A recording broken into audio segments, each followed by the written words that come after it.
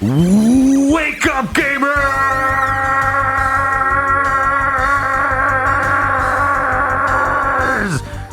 You're listening to a podcast and it's featuring people like Dan and Bob Video Games. Hey, Bob. Hey, Dan. Dr. Aggro.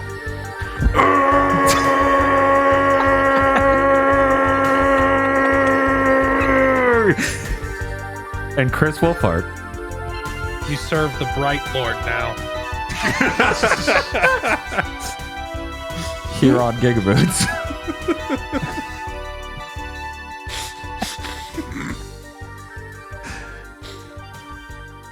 I'm confident that the gamers are awake this time. We made sure of that one thing. If nothing else, we've seen to it that these gamers be awake and shit. Hello, everyone. Welcome to Big Think Dimension number 188. There are so many podcasts, so many conferences. I'm so full from them. It's delicious. You know, it's really been a week. It's really been a week for game news. We had, what is it?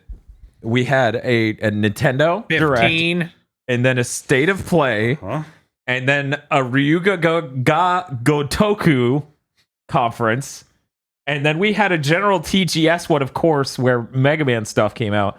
Don't forget Ubisoft. Yeah. Oh, there's Ubisoft. Right. Don't forget them. And hey, compared to the last one on the list, Xbox went live. They sure did.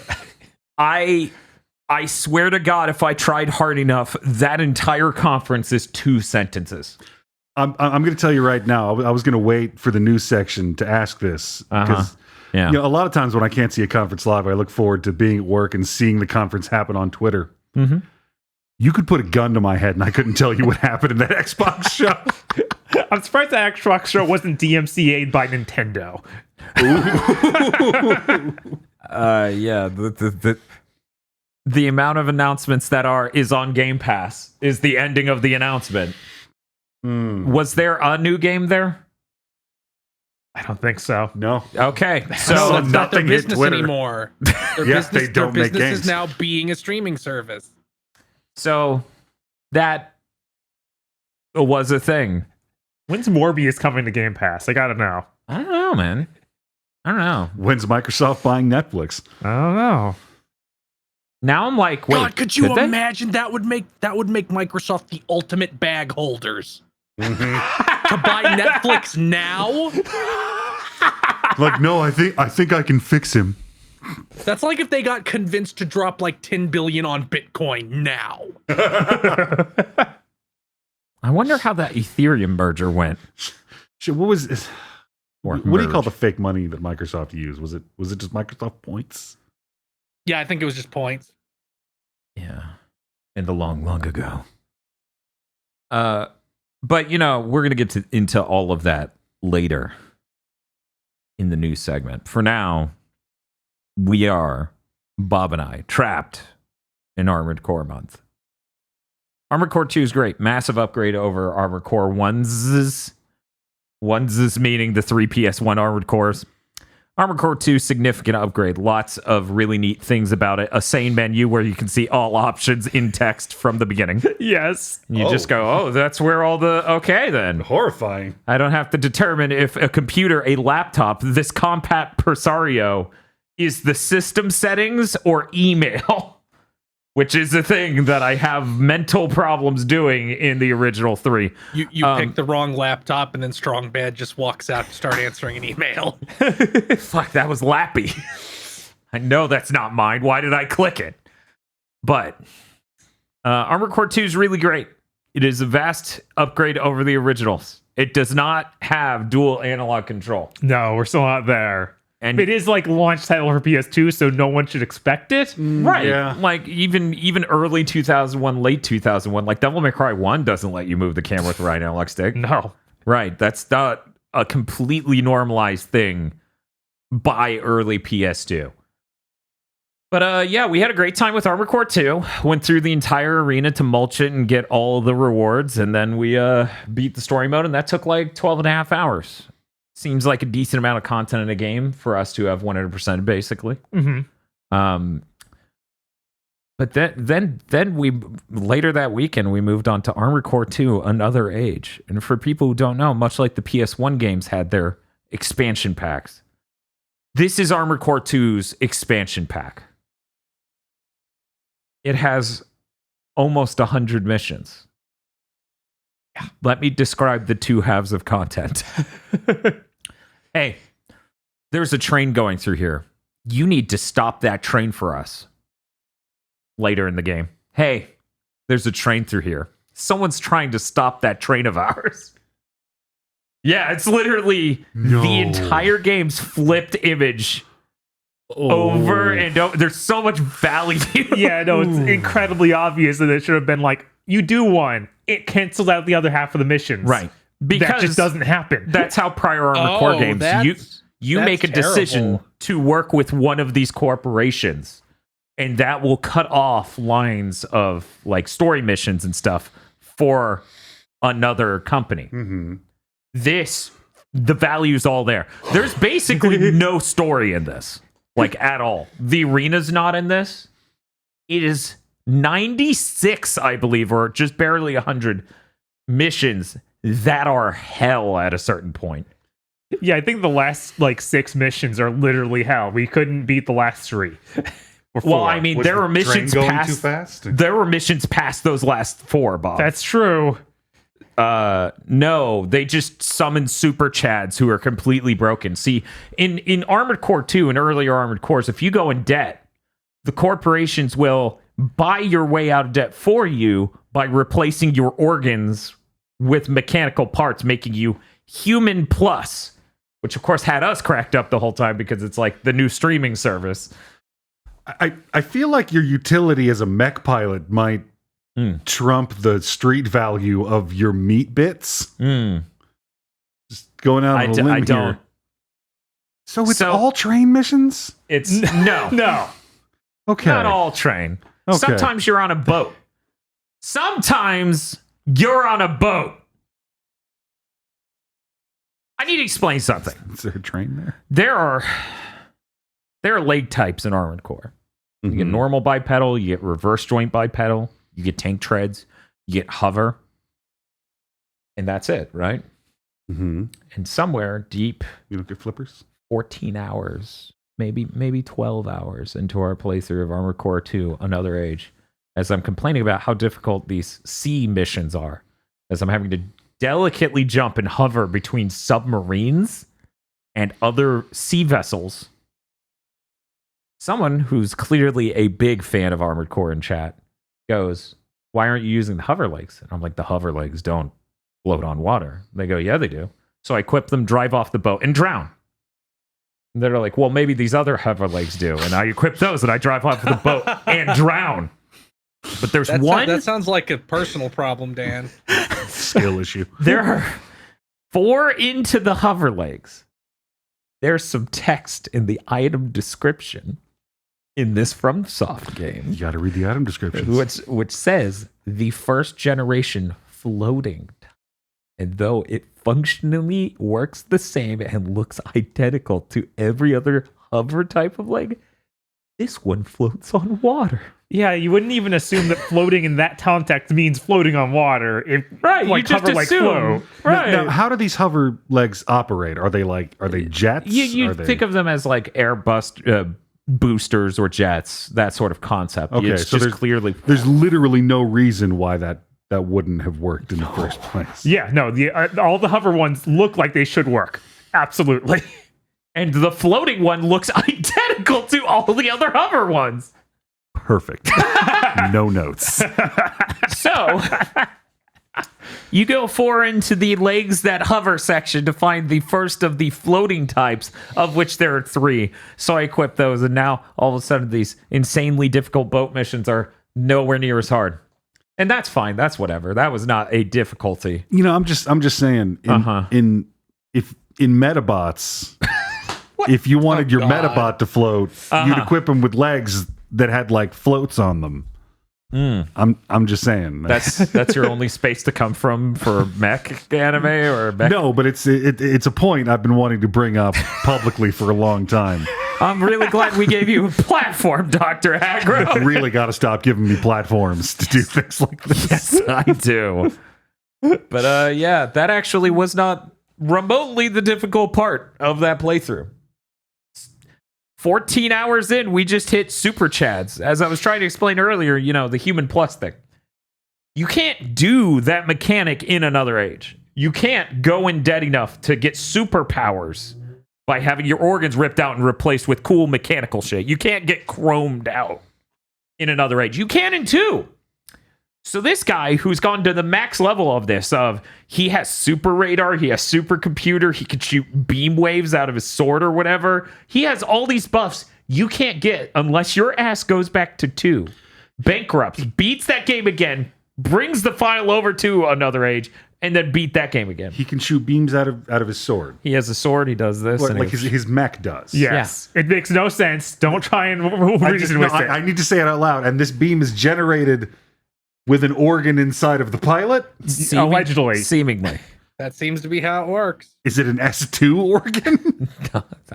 Maybe he's got like an arm buster he literally plugs in to the mech. That would rule so fucking hard. It's like the BFG in Doom Eternal. where he pulls it out of the orbital array that was shooting at it. Yes. Shooting it at what we never see. I guess there was just like fleets of billions of cacodemons floating around Earth. Yeah, I guess that's the idea. Maybe they just had it originally to shoot space rocks. Unclear. But kept trying to beat that guy for 2.5 hours. Could not. And at a certain point, 16.5 hours into that stream, I go, well, there are 2 ways to look at this.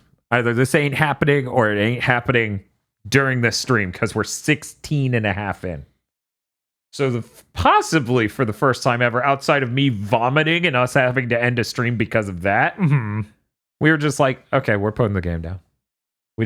We beat, it literally says on our progress meter, 96% progress because here were the missions that were left. That super chat who could just take shit like it didn't matter.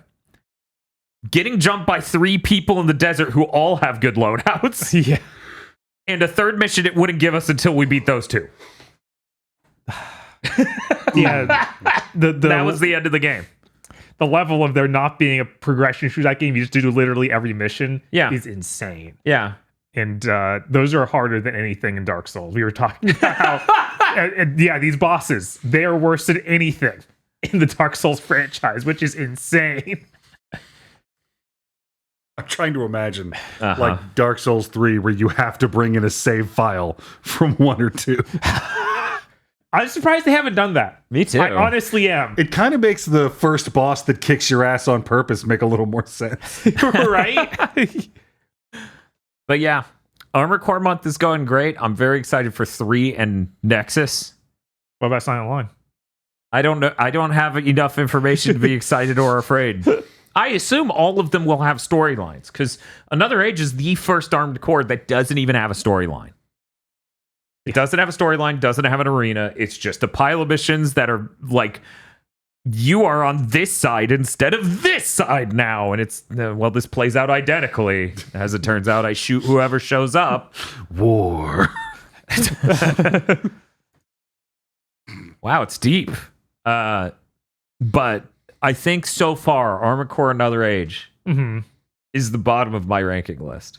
Yeah, I could totally see that because not having a story really hurts it a lot. 100%. And when you look at Master of Arena with its 2 arenas and a storyline. Yeah, you'd think that the filler content they could add would be the arena and they'd push into that for Another Age, but instead it's just not there. Yeah. It's really weird. Yeah, it is really weird.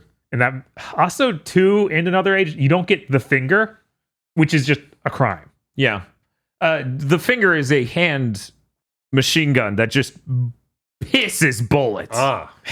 Neat. Let me explain. That was the thing I killed the final boss of Master of Arena in literally 7 seconds. 3 of those seconds I'm not firing. Those 3 seconds were me pulling up beside them and aiming. It was beautiful. Quite like a fistful of machine gun. Right? This is amazing. But it was nerfed in Master of Arena. Yeah, because they reduced ammo shitloads. Cowards. But yeah, no, that's Armored Core 2 in Another Age. That was I'm enjoying Armored Core month. Another Age being one of the few games I've ever had to quit on stream without beating in the single stream when that wasn't the plan from the beginning. Kinda nuts. Makes sense though. It is literally just there might be a way to fast track that game, but you'd have to know specifically which of the 96 or so missions triggers unlocking the zones for the other important 90 of the 96 missions. And so you could probably speedrun it if you knew exactly what triggered what and then beat it. But we just, because there's no direction, we just kept beating missions for 16 hours or 14 hours and then hit a brick wall. But yeah, no, that's it for Armored Core month. I'm really excited for 3. It will, check this out, have a story, and probably an arena. It might even have 9 balls. Possibly. Maybe. Aside from that, I haven't played anything this week. I've been really busy editing stuff. There's just the one thing. There's also Pokemon. No, that didn't happen. Oh, We didn't do Poke Monday this week. We did Poke Tuesday. Gross. Yeah, it ran past midnight. I was like, yeah, we'll be live past midnight. I have no comments other than that game sure is punishing for people who don't choose Charmander. I'm just fucked up. Because it's just like, fire type nerfs all of these things. They give you we're talking X and Y. Mm-hmm. Pokemon X and Y gives you a cool looking flame bird. And it's called Talon Flame when you get to the top level. Mm-hmm. Its strongest fire move is like 50 damage, and it takes forever to get it. Don't X and Y give you like the whatever starter you pick, you can just get one of the monkeys of the other elements? So No, that's 5th gen. Is that 5th gen? Yeah, instead in 6th gen, they give you the Kanto starters. They're like, here's the 6th gen starters. Oh, fuck. And here's the 1st gen starters. 6th gen is just the I fucking love Pokemon Yeah. gen. Yeah. Yeah, it is. Yeah, Remember Viridian Forest? So, I don't have much to say about Yeah, I feel 6th like gen. it wasn't. It's not even difficult, really. He says this, I walked one step out of a place and got wrecked. 3 of my Pokemon dead to a basic trainer because we did not have type coverage properly at that point. Right, and then you go back to the next trainer, and it's like, well, they don't recover for them. It's like once in a while we have to go back to the Pokemon Center, but the paths are like 12 feet long, so it's not a big deal. Yeah, well, I don't know. I don't like getting the shit kicked out of me by some random scrub outside of town because the game decided that our flying fire types that suck shit. Venusaur should get no good poison moves. It just gets extra weaknesses because at some point they changed them to be grass poison. And poison's weak to psychic. Yeah, no. I've been mad about that. I was like, at some point you think they would have changed that. You think they would have been like, okay, well, he's poison as well. We'll just come over here and he's got a good poison move now. But no, it's always just been, he's got poison powder.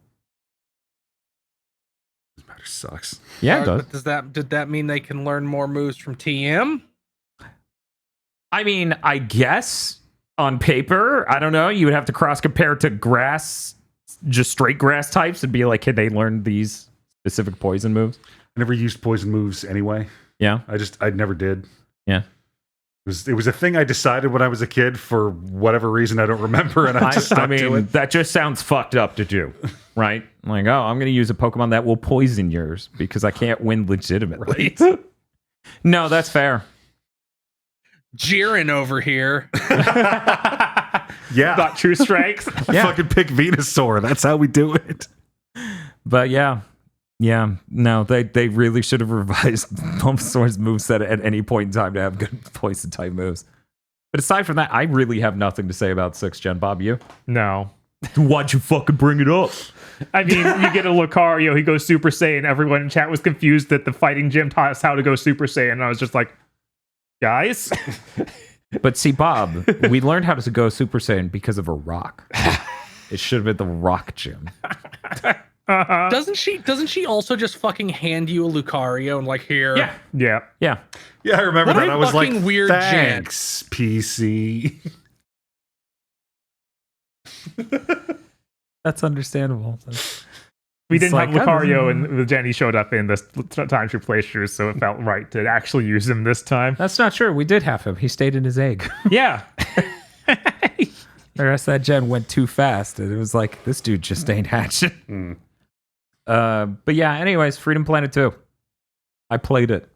That is a video game. You can play that. I hear it runs. It runs at 60 frames per second. The camera moves at 50 hertz. It is a Unity game of that era, apparently, where that was a problem just like ActRaiser Renaissance. So even though it's running smoothly, the camera pans at a completely different cadence, so it just looks really rough when it shouldn't. It's very strange. Instead of focusing on that, because as I understand it, they know it's a problem and they're trying to fix it, and hopefully they can soon. I'm going to focus instead on directions I expected Freedom Planet 2 to go. Did not expect normal level hub world, and the hub world's just one long street. Yeah. Where it's, here are all these NPCs you can talk to. Here's a shop, here's another shop, and then another one. Oh. Yeah, no, it keeps putting and it's having these hubs. It's like, how much time and money did you waste on this? It's very strange. I did see like really ludicrous play times. Yeah. So I was like, what did they fucking do? Yeah, as I understand it, that game is 7 to 9 hours long, depending on how you play it, which is really weird for a Sonic fan game sort of thing. Ooh. Oh, that's rough. Go fast. Go fast for very long aggro. That's go fast and then stop and explore a hub, talk to literally everyone in town, and then find out the shops don't sell anything you ever want to buy. I don't know. I got, what was it? I got attack damage buff. Because you can bring items in. That's a whole new system.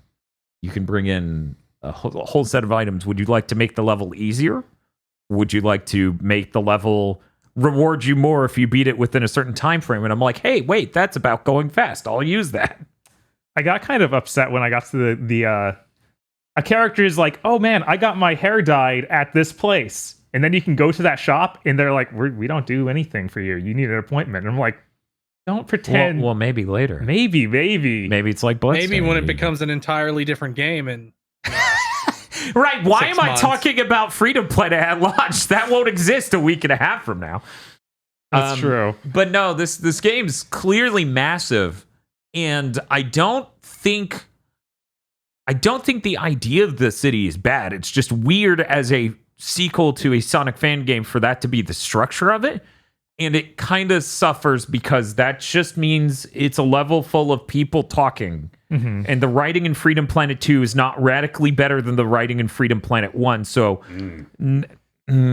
so there's a lot I'm not really in love with dialogue-wise. But on paper, I think it would be fine to do that if you were not necessarily this exact game with this exact writing. Yeah. I like playing the game. I like it more than I liked the demo for the game that came out forever ago. But it is really weird because the level design wise, a lot of these levels are instead of a Sonic level where it's like, here's this route and this discrete route and this discrete route. It seems to have so many interchange points that it really just feels like here's an array of obstacles and objects floating in midair. And you just fuck off all over the place. And it's really weird. Like, a lot of it doesn't have a strong leading the player energy when I play through it. Yeah, I find the levels pretty much... I don't need to concern myself unless I'm doing some weird, like, 100% sweep to try and find everything in it. Yeah. There's nothing that can slow me down. Right. Like, they don't try. Yeah, there's enemies and things that are there, but I can kind of go past everything. Right. And it's even weirder because this game, for people who forgot or never knew, Freedom Planet 2 has a parry button. Yes. And is very actiony. It's a lot more I'm focused on the combat than Freedom Planet 1. Which is a very, very strange thing. And I feel like Freedom Planet 1 even was more focused on combat than you expect from a Sonic game.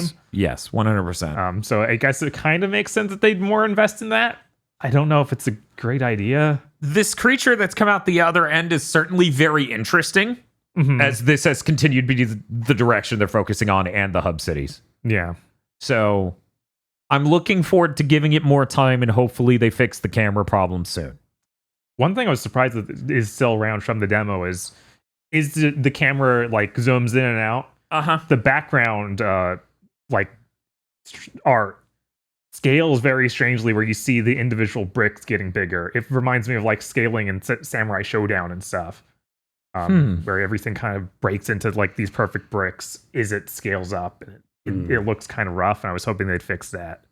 Breaks into perfect bricks. So you're saying like groups of assets? Yeah, groups of, even like one big picture will look like it's got a grid of boxes on it as it scales up. Oh, that's just a scale filtering problem. Yeah. Oh, okay. Yeah, like a texture scaling thing. What sort of scaling does this Unity release do? Do you have a forced texture filter setting on your... You're like, I want it to be like the good old days on the PS2, so I use trilinear. Yeah, I don't know if there's a way to fix this. I don't know enough about gaming graphics on that side, in 2D. You aren't diving into your NVIDIA control panel? No, and I'm like, this feels like it's something that shouldn't look like this. But I don't know how to fix it. Or if that's on me or them or what. Yes, the answer is yes. It's on you and them and everyone. I do appreciate that they let you tune the zooming activity. Yes. Because before, I feel like it just had the one setting, or at least even the lowest setting in that demo was too much. Because like you want to see all the action, zoom way the fuck out. Anyway, Bob, did you have anything else you want to say about Freedom Planet 2? Not really, I guess. Like, I've been playing Shrew as Carol. They don't put the motorcycle on enough stages. Either that or they hide it really well. Oh, okay. I'm playing through as Lilac. She's broken. Carol is too. Oh, that's good. That's good. Everyone's broken. That's great. Yeah, like I said, there's literally no... Is it a power scaling thing or a character arc thing? Power scaling, I guess. Because like I said, I can climb up walls. And also I now have she has a disc you can show out and then teleport to it. There's literally no obstacle they can put in my way. Right. At all. Like I just sort of hold right until I'm at the end of the level, and then I have to figure out the boss. You summon Rush Jet. Yes. Yeah. At least Lilac has to work a little bit harder to go vertically up. She has that super dive, but it'll just bounce off of a wall in a way that'll kind of make it hard to delicately land. I also tried a little bit of that new Panda Girl, who I think was in the last game not playable. Nero, yeah, right? she's a cop, so fuck her. Yeah. Nope. That's every dialogue in the game. Ooh. She's got like a double air dash sort of thing, so you never have to land. So it's like, cool. Okay. Great. Yeah. I have no interest in playing as her. She's got ice powers and a spear, so of course I wanted to play as her. Oh, okay. Pretty great. But yeah, I don't know. More of a Mila, like, as a second playthrough sort of thing. Yeah, also it seemed like the levels were going to be dished out in the same order, and I was like, no. So then I just went back to Carol and was like, I'm not going to... So it's literally just the same story no matter what. Yeah, but you see, there was different intro cutscene, but the exact same level, and it seemed like it was going to continue doing that. Yeah, Gotcha. That seems like how it would go. Okay. Not like a Sonic Adventure setup. No, since there seem to be so many hubs and different levels in this, and they're all kind of the same difficulty level. Yeah. I was kind of hoping they just mix it up and just tell radically different stories from different areas. Sorry, Bob. Everyone knows you can't expect gamers to play through a game more than once ever. So it's not worth investing in. Definitely not when you make your fucking 2D platformer 9 hours long. Yeah, I also didn't know it was going to be 9 hours. Yeah. That's it for me, though, Bob. I did play some stuff. They did some PlayStation Plus free games this week. So I tried out Need for Speed Heat. This is the death knell of the Need for Speed franchise. Oh, no. They released this game with literally no fanfare a few years ago. Mm. I ran the midnight launch for that. It was 5 people. Jesus. I can see why. Why? Ooh. What could possibly be in that game to justify only 5 people showing up to get it? This game seems to just feel really bad. Like compared to any other Need for Speed game, it just feels kind of like I'm driving through mud at all times. Like turning doesn't feel good. The boosters feel terrible. The thought that this is what we get instead of new Burnouts is insane. When it's like you've let it fall this far. At least the previous ones to this, where the open world still felt pretty good to play. Mm-hmm. Yeah, I feel like I downloaded this from Game Pass and played it for like 10 minutes. I was like, no, sorry. No. It seems really glitchy too. Like just driving down the road, sometimes you'll clip a little bit into the road and then bump. You can drive through most things, which just comes off as weird. Of like, oh, I can drive straight through these cement walls. Fuck me. That car's really strong. Well, see, this is a world where the most common cause of death is automobile accident. So they made every single thing crumple the way a telephone pole does when you hit it. Bob, it's really strong. That's why they call them muscle cars. But yeah, it feels like it's trying to be simulation game ish. It's trying to be simlish. Yeah, but really, the game feels really bad. Like instead of actually feeling like a simulation of car physics, it just feels like everything turns wrong. So you would say this is even worse than Forza Horizon? Absolutely. Okay. Way worse. Can you go to the bathroom in this game? No. So it's not an immersive. Not an immersive sim. No. They're Okay. totally different genre. Yeah. Driving sim. Not an immersive driving sim. Merely human. It also has the most insane tutorial message I've seen in a video game. Okay. You're driving. You've been doing that for a while. You've gone through several missions. One moment, closing my eyes. Imagining. Scorpion jacket. Got it. You take the first race. Uh-huh. The first time you see a corner, it says on screen, hold R2 plus left analog stick to steer. That sounds like they some things changed during development and they didn't bother to fix certain things. Flawless. No notes. I just sat there in awe of like, How do you get here without... what? What happened? All right. That seems intentional. That's all I have to say about Need for Speed Heat. Great. Awesome. Hopefully, when that series comes back, it's not an embarrassment. That's a real shame. A real shame that it's like that. Because as much as I didn't like Need for Speed compared to Burnout, so I'll always be bitter that Right, Burnout of was course. gone and this thing was here. I never expected that. They put Cotton Fantasy on sale. This is the newest game in the Cotton franchise. It's actually a brand new one they made for modern consoles. I think it came out like earlier this year, maybe last year. Mm-hmm. But it finally went on sale because it was normally $40, so it's down to 20. So I picked it up. This seems pretty cool. It's all with 3D graphics they're trying to make is close to looking like the old like anime inspired 2D art they had before. He plays this little witch girl going around this fantasy kingdom and trying to kill things and get candy. It has really good in between like mission animations that are animated in 2D. And it's really funny. As she goes around and is always upset that the candy that the final boss turns into of each stage gets like warped away by a UFO. Really, really good animations on that. But lots of her being angry goblin. Always nice.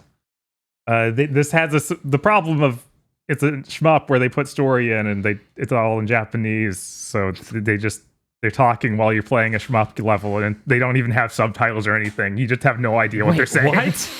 It doesn't even fucking have... No. All right, sure.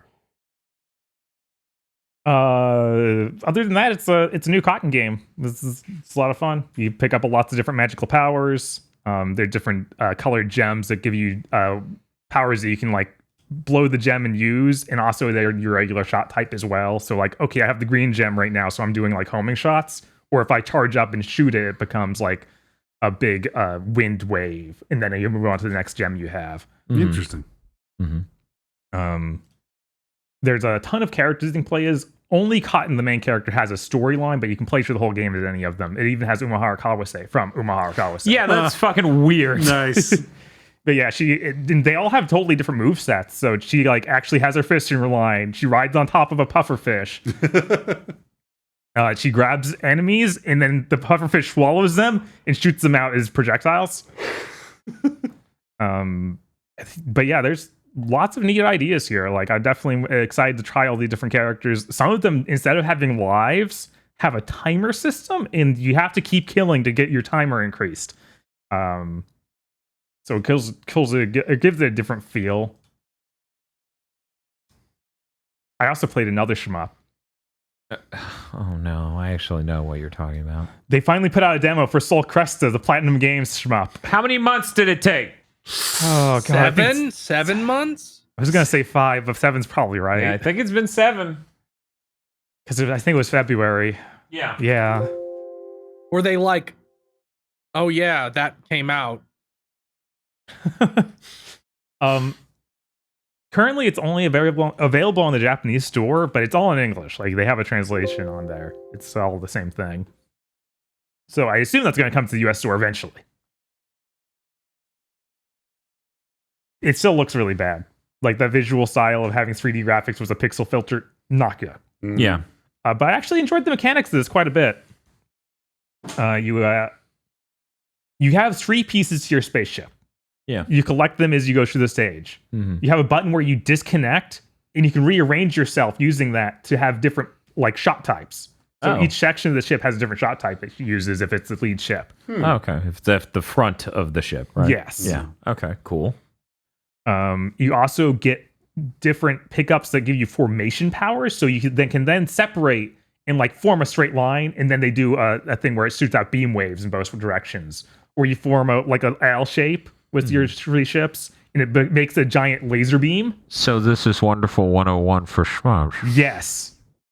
There you go, Wonderful 101 stands. You have to buy a shmup now. No, I don't. I don't have to buy shit. You heard it here first. There's also a weird mechanic where you're constantly, as you build up score, you're unlocking new powers for your ship. It's like leveling up as you play through the stage. Mm-hmm. So your ship literally gets stronger, and it unlocks fighting game style inputs. So like, you can do a quarter circle to either side, and you'll shoot that direction. Or you do a circle a pattern, and it does like a shot that goes in all directions. There are lots of neat ideas in this. I'm not sure if they're entirely good, but I enjoy how weird they are. Cool. It also has... You can try out the dramatic mode, which is their story mode. It's DLC that you buy separately if you buy the full game, but the demo lets you try both. There is no dub, so once again, you are playing A shmup. a shmup. Where you can't follow the story while playing the level. Yes, they have subtitles this time, so you could pause it every time they talk. Cool. But that's a nightmare. I would never want to play a shmup like that. Are there plot in between levels like there are in Cotton? No. All right. Yeah, weirdly enough, no, nothing like that. It doesn't seem like. It seems like it's just all during the stage. How much is this game again? $40, or if you got a DLC, I think it's like 50 or 45. And the DLC is the only story in the game, or? Because otherwise you just play through the exact same level without a story. Yeah, I don't know how they came to this. So $50? Yeah. I don't get it.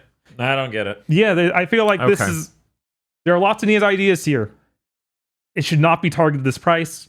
If you're going to do this dramatic mode, you have to dub it in English if you want to sell it to an English audience. Because it's impossible One to get anything wonders out if of they it. wanted it to sell, but... Yeah, I don't know. You know, aggro.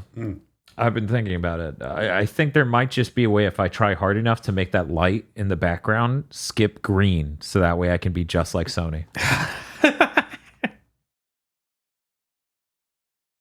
Hello.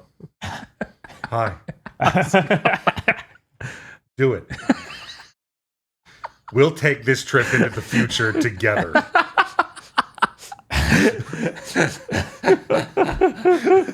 Jesus. And the last thing I played, the most exciting thing I played, Yes. Yes. the Valkyrie Elysium demo came out yesterday. Yes. Did you I play also this? played some of it. Okay. Great. I played it too. Nice. Everyone but Dad. Fuck Dad. I only got through the first boss. I didn't have time to like go into the mission they offer you. You played it. Oh, do you try to go into that mission and it's like buy the food? Oh no, Yay! there's like another half after that, but you played it. Yeah. Quick question, Bob. What's up? The biggest mystery. Okay. You did not wait for the English release, the English region release of this demo. No. You downloaded, what was it, Hong Kong? Yeah, the Hong Kong version. And then they're like, hey, the save transfers over to the final game. Mm-hmm. And after spending 2.5 hours playing this demo, that is when you started to go, I wonder if this save. I had that thought an hour in, but you know, I get kept to myself. So, But it seems like it's the same demo. Okay, Like I went to okay. the English store and it wouldn't even let me download it again. okay. So it was like, There we go. And then also in game, when I went to purchase game button, it took me to the US stores. Okay, there we Okay. go. Perfect. So it should be fine. So your ass is saved. Yeah, I don't need to do these 2.5 hours again. I feel like this exact thing has happened to you in the past. Absolutely. And Okay. it still might. Yes. There's no denying that. But the combat feels pretty good. Like seems like a solid action game where you have skill trees that has a lot more moves on it. Keep unlocking stuff. You got it seems cool like finishers. it has all right mechanics. Mhm. I like the elemental thing. I like the snatch equivalent. Except Yes. it pulls you to enemies. It doesn't pull enemies to you, which feels a lot better than the one in East 9, which has shit range, so you literally never used it on enemies.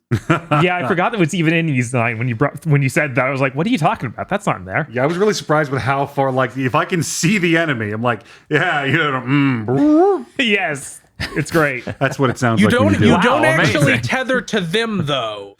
Yeah, you tether to where they're to their standing. So if they move Really? as you fly towards them, they don't enter like a DMC-esque stun state while you're getting pulled to them.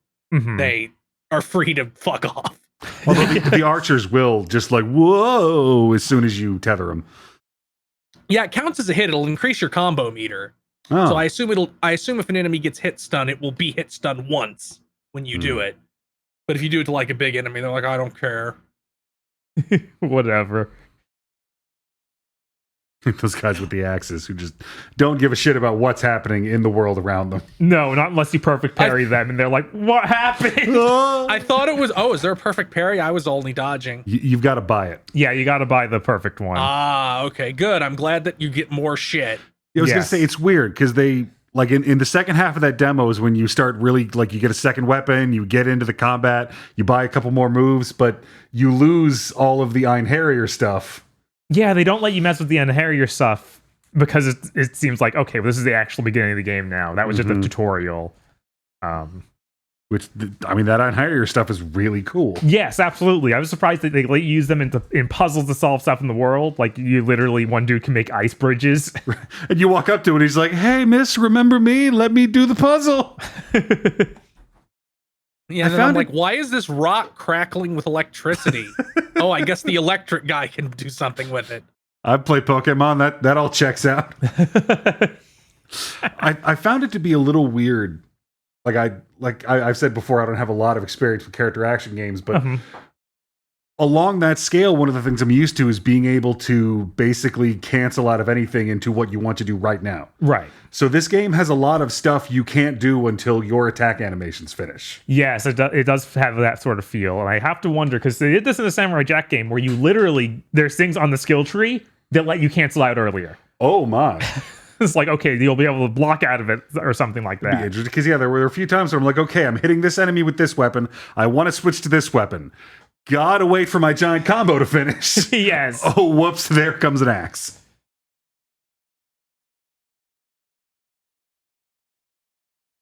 Is this playing this demo, I really, really got the feeling that most of the code base for this game was written in 7th gen, and somebody found it and put a texture pack on it. There is aggressive levels of bloom. Oh yes, visually for sure. And also like the weird outline things have, which I can't decide if I think looks cool or weird. Yeah, it's like halfway between being cel shaded and not. It's a strange look. I actually love how this looks, and they are criminals for putting out the bad trailers they did. Yes. The particle effects are really nice. Yeah. I'm going to be real. Uh-huh. Stranger Paradise made me a little bit scared on how this would look and run at the end. Yeah. And then I'm like, oh, it's fine. Okay, good. Everything went better than expected. Yeah. Yep. Yeah, no, that's literally where I'm sitting too, where I was like, oh shit, this looks done. I haven't looked at it since that first trailer. I downloaded the demo because I'm like, wasn't this going to be bad? I by far was more worried about this than Star Ocean, so now my excitement for Star Ocean is like 2 ticks higher. And we get that demo next week. Very excited. And as Chris said that, I heard roller coaster mechanics going. Oh.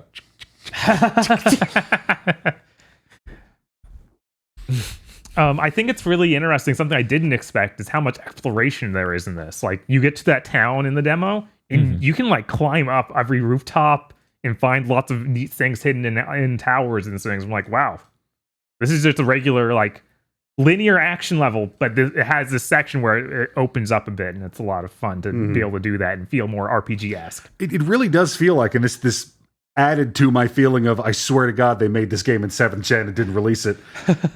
This feels like the game we should have gotten on the PS3 to continue Valkyrie Profile. Yeah. That would have been nice. Would have been nice if it didn't skip 2 whole generations.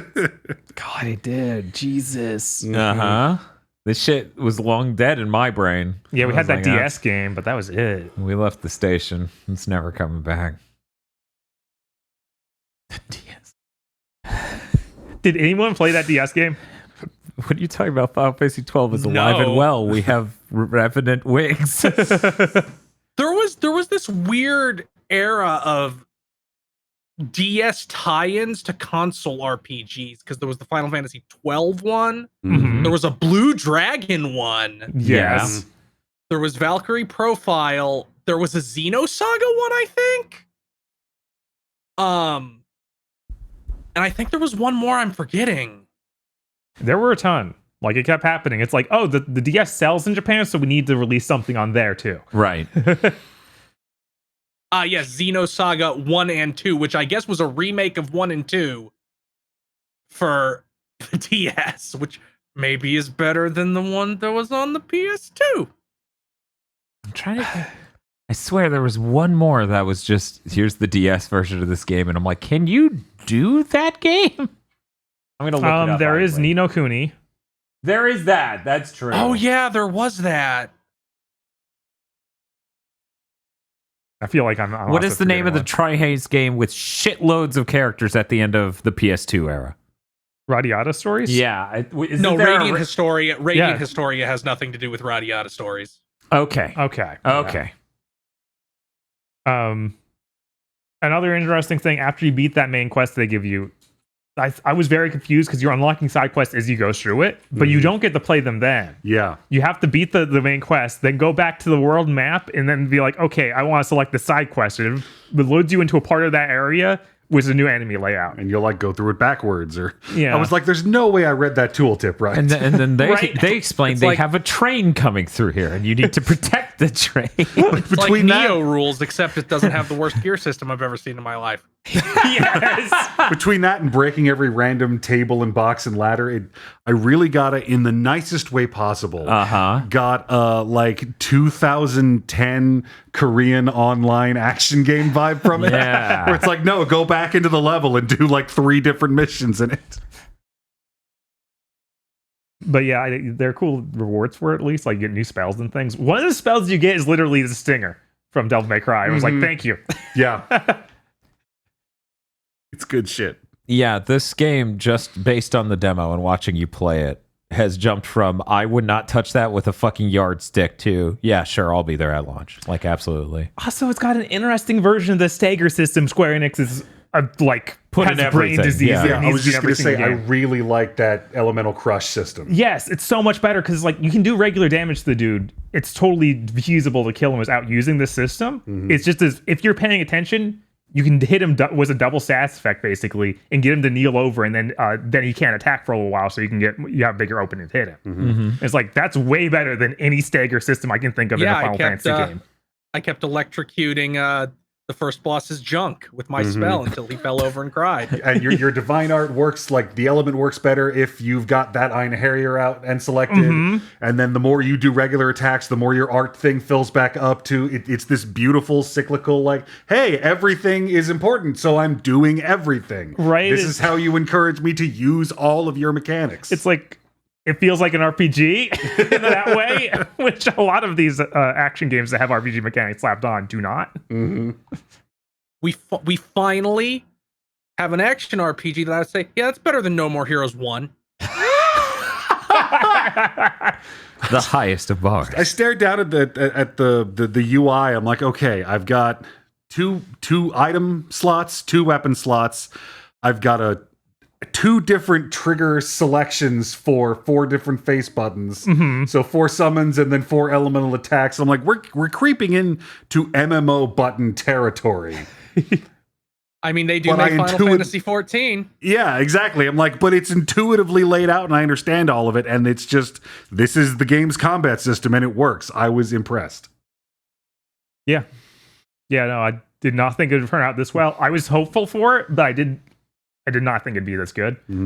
This is also one of the few action games I played because I don't really have action game brain, where it's like you can hit square 3 times and then triangle, or 4 times and then triangle. I'm like, it's all the same shit.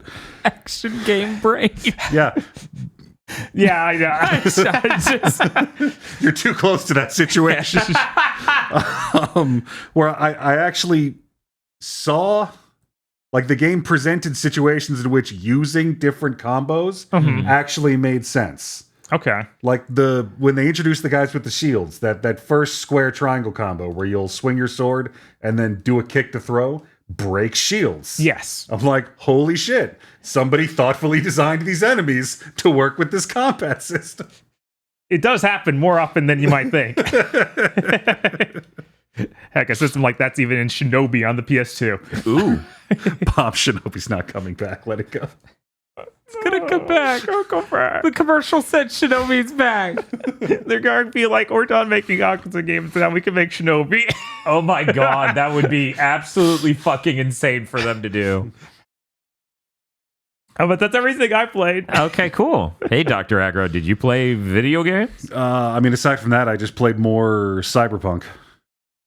How is that treating you? You know, it's really good. Like I said, all that stuff that they said we're making the miracle future game of forever, and it really it turns out to be cool set dressing. Yeah, it's really cool set dressing. Yeah, like it works. The game's nice. It turns, because I'm a Shadowrun guy from way back, so you know I'm always noticing the little differences in the setting.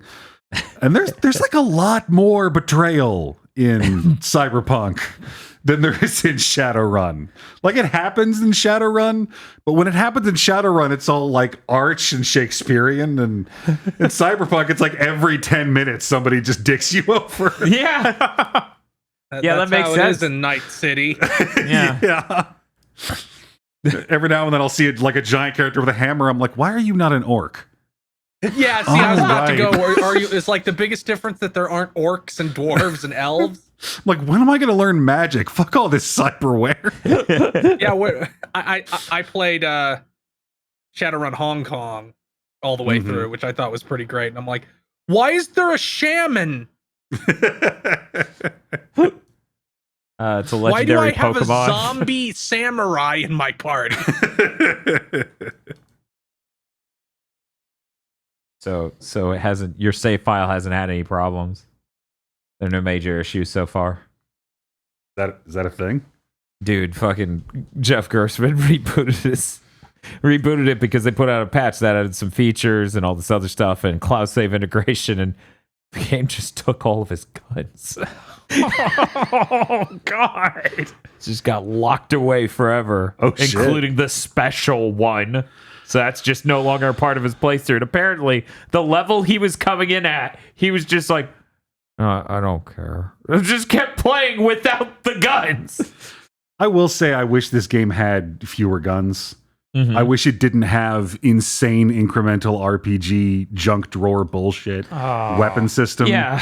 Where it's like, here's 1,500 guns you'll pick up off the ground to either sell or break down for crafting materials. So you can just give me like 10 different types of everything. Let me pick the one I want. Yeah, that feels like a system that doesn't need to be in an RPG like that. Like, that's a Borderlands thing. You don't need to translate it to this. It really didn't need to, and it's just kind of a waste of time. Bad gear has infested so many games now. It's insane. Yeah, it's one of those RPG things. I can't believe I have to sit here and be like, guys, take a card out of Blizzard's book.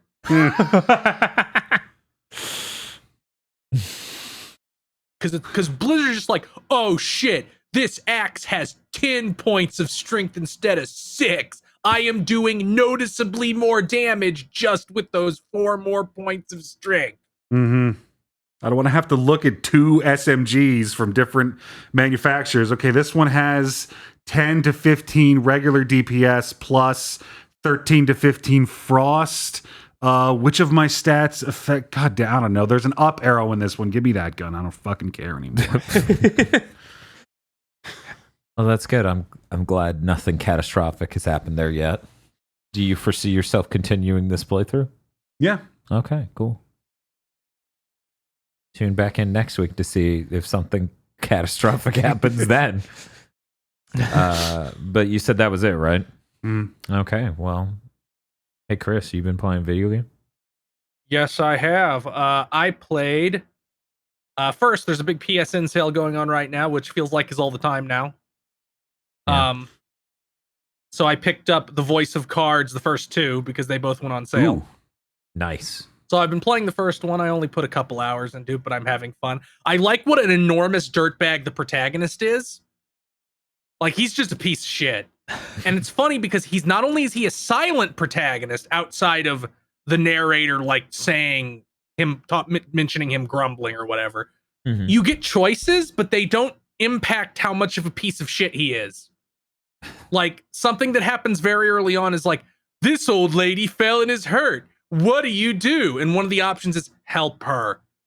So he tries to pick her up, can't because she's too heavy, and is like, I'm just gonna go. I'm just gonna leave. Goodbye. Yeah. It's great. There's also like the Holy Order party, who are like the cool Chad competent heroes that you control in the tutorial. And you bump into them, and you have like 3 options, which is like, please forgive me, and you put your head on the ground, or like, fuck you, watch where you're going, or you broke my foot, give me money. Those are like your 3 options. And no matter what you picked, you find out that the protagonist did not run into them because he wasn't looking where he was going. He did it to try and pickpocket the sorcerer. So they beat the shit out of the party and leave. It's literally like they beat you up, but feel so much pity for your uselessness that they heal you right after. It's a great game. God. So I'm having fun with that and looking forward to continuing. I assume that they will get much better with the second and presumably the third, because iteration, baby. I beat Shadow of War. Wow. And by beat Shadow of War, I mean I completed the main campaign, not the endless post-game that unlocks additional areas. Nor did I finish the second campaign starring the elf side character, nor the third campaign starring the human side character. What? Jesus. Way to set boundaries, Chris. Good for you. Because the second half of this game is you have to build your orc army and take fortresses in each region. And at the end of the game, it's like we unlocked more regions and also you lost all your fortresses. grind forever. Oh no! Fuck that. Yeah, not a Yeah. chance. Because this has a loot system. This has like the Destiny loot. Oh man, of course it does. It's a little bit more sober than that because they give you, they have one stat each, and the really good ones have a perk. So it's not hard to keep track of. So the stat actually affects your damage or something else directly instead of like it makes your recharge faster or something In insanely. these Circumstances. It will be like it makes your a better sword will make your damage better, but it will also maybe have an effect like if you execute an enemy, you get some resource back. It'll be stuff like that. This has the problem every Arkham Combat game has, which the best feeling thing in any Arkham Combat game is being able to counter guys. Mm-hmm. And then halfway through the game, they decide you can't counter guys anymore. They all have the attacks you can't counter. So use the worst feeling dodge in video game history. Yep. And then very close to the end, they go, now these guys won't let you do the Volt dodge over them. They'll just shove you back. So now it feels even worse. That's when I stopped playing the first one of these Shadow of Mordor games. Because it also just introduces every enemy now has the shield and they will bounce you off if you try to dodge near them. Yep. That does happen here. It's a little bit mitigated by the fact that I can summon a giant ogre at any time. That's one of the abilities you get in the in a skill tree, So and good. can also ride the ogre. I have a quick question for everyone on this podcast right now. Which is more frustrating? That thing Chris just described of the, hey, you can only do the cool thing if you do a flip. Congratulations, you can no longer do that. Or the enemy type that is, hello, welcome to the end of the game. I'm the enemy type that makes the other enemy invincible until you kill me. Because I'm not sure. Both aggravate me. In an Arkham game, I would much prefer the one guy I have to prioritize. Yeah. Yeah. I just Because it thinking about doesn't Astral feel Chain. like you turned half the moves off. That's fair. The story in this is very stupid. I don't think they knew who the Witch King was. Intriguing. Why Go would you? on. Yeah, why would you So- say such a thing? So your Virgils are the ring wraiths in this because you kill like 45 ring wraiths in this game. Damn, What? that's a lot. That's more than. Well, they established that the ring wraiths can't actually die. You just banish them and then they rematerialize however long later. Oh, okay. It seems like what happened is that they thought the Witch King was Isildur, the guy who cut the ring off Sauron's finger. Uh-huh. And then they got told, no, that's a different character. And no. and he isn't a ring wraith. And they went, oh fuck, well he's a ring wraith now. Oh, and he's fuck. not the Witch King, but he's like the second in command of the Witch King. Oh my god. So like after establishing the Witch King as like the primary antagonist of this game, in like the last 3 missions, they introduce the Isildur as like your Virgil. And you own him, and then Celebrimbor is like, fuck you, I wanted to dominate him to have my own like ring wraith slave. Fuck you, Talion, I'm gonna betray you and possess the elf sidekick character and leave you to die.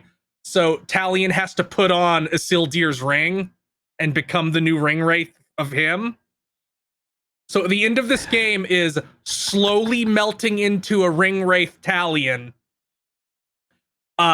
soloing Minas Morgul because he put on Isildur's ring, so now he can summon the raider ghosts that Aragorn commanded in Return of the King. What?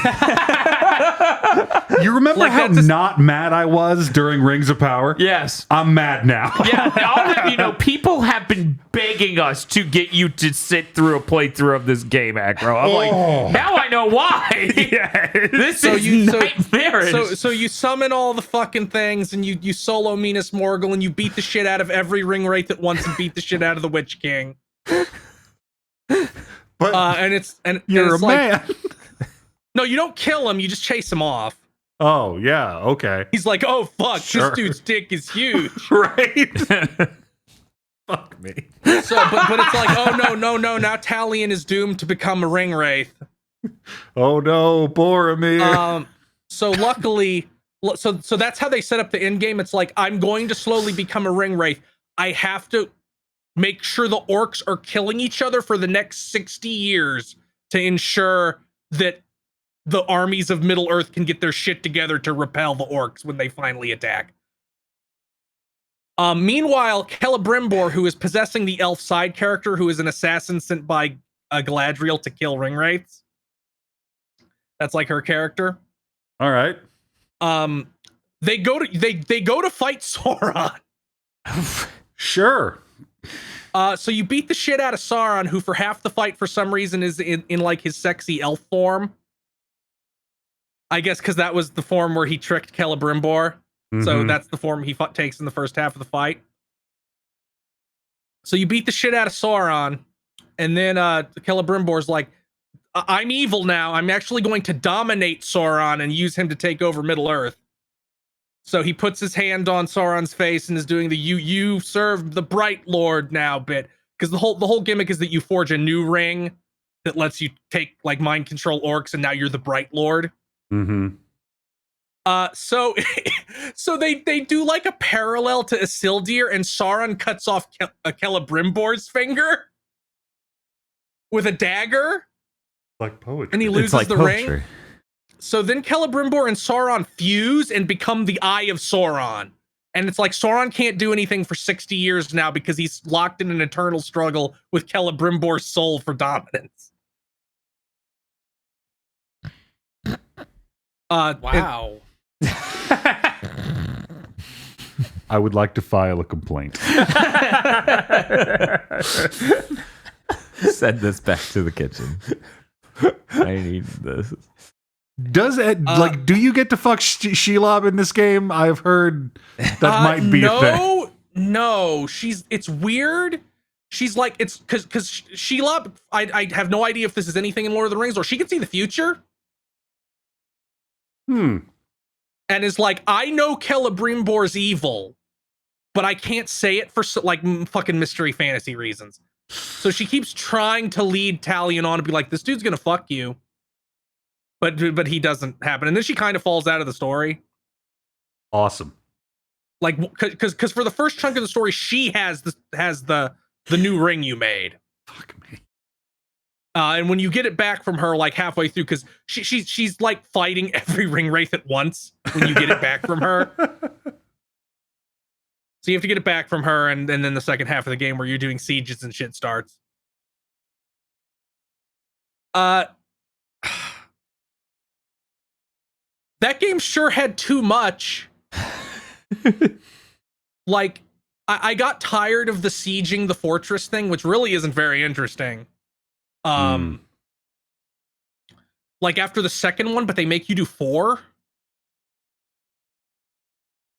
Also, I think it's really funny how you can, because there's the captains in each region. You have the captains, the war chiefs, and the overlord. So you can make the war, and there's like missions to call out the war chief, and then you kill him, and you kill every time you kill a war chief, it turns off one of the fortress's defenses. Which leads to the funny thing of that each war chief has 2 assistants, or maybe sometimes 3. And if you brainwash them, the lure out the war chief and kill him mission becomes a betrayal mission, where all his guys essentially lead him to you. And then they all take turns stabbing him in the back before you fight him with like 20% of his health and no support whatsoever. God. It's just, there's really good game in the middle of all this slop. There's also here, time to make aggro mad again. One of the side stories is you killing a Balrog. Except I don't think you kill With it. what? You trick. You get it onto a frozen lake and sink it in the frozen lake. And it's supposed to be like it's this super Mordor lake that's like 20,000 leagues deep. I I need to know. Wings? No wings? What are we looking at? Oh, he has wings. He fucking flies. Fuck. It is funny because luckily Talion can't do shit against this guy. There's like one part where Talion's like, well, I guess that's up to me. And you're like, this ain't fucking working. Nothing does shit to him. They invented like a super int to be the Balrog's rival. So the int like makes like a forest drake and like a forest ogre, and you're riding them and fighting the Balrog. So there's that element to it. I'm sure if I was a Lord of the Rings lore person, this game would give me an aneurysm. Sounds like it. And even as a casual Lord of the Rings fan, it's like, so this is the Dragon Ball movie version of Lord of the Rings, where it's like Talion has to go Super Saiyan 2 so he can solo 800 orcs at once.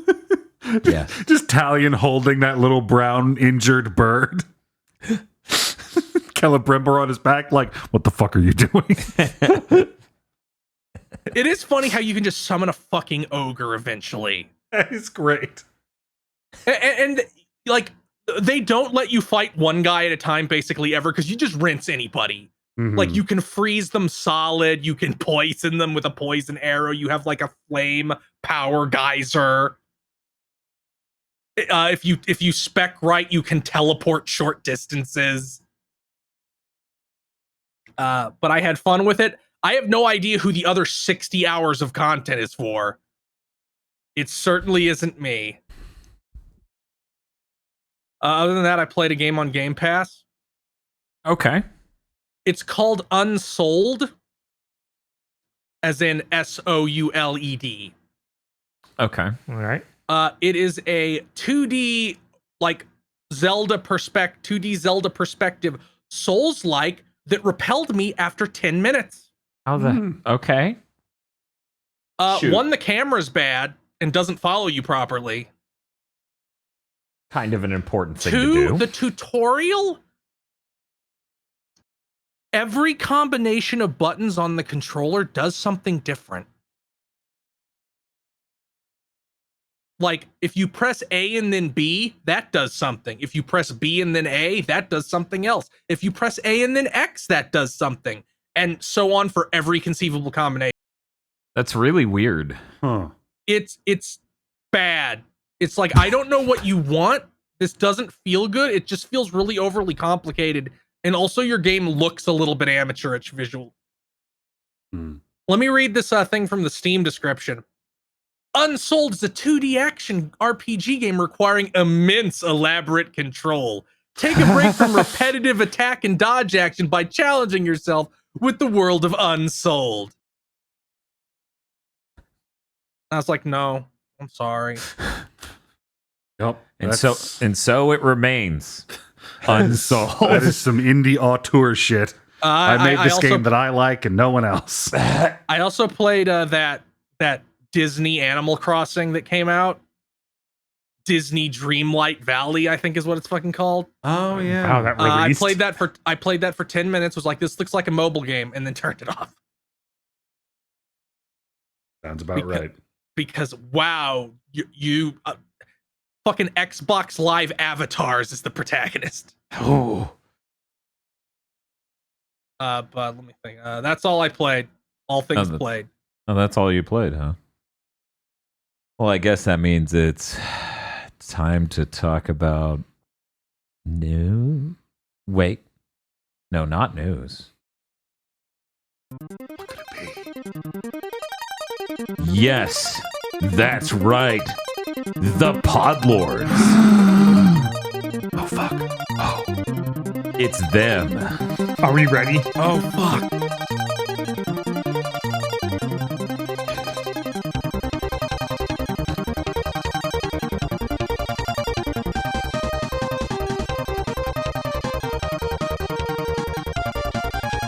Podlords for this episode of Big Think Dimension are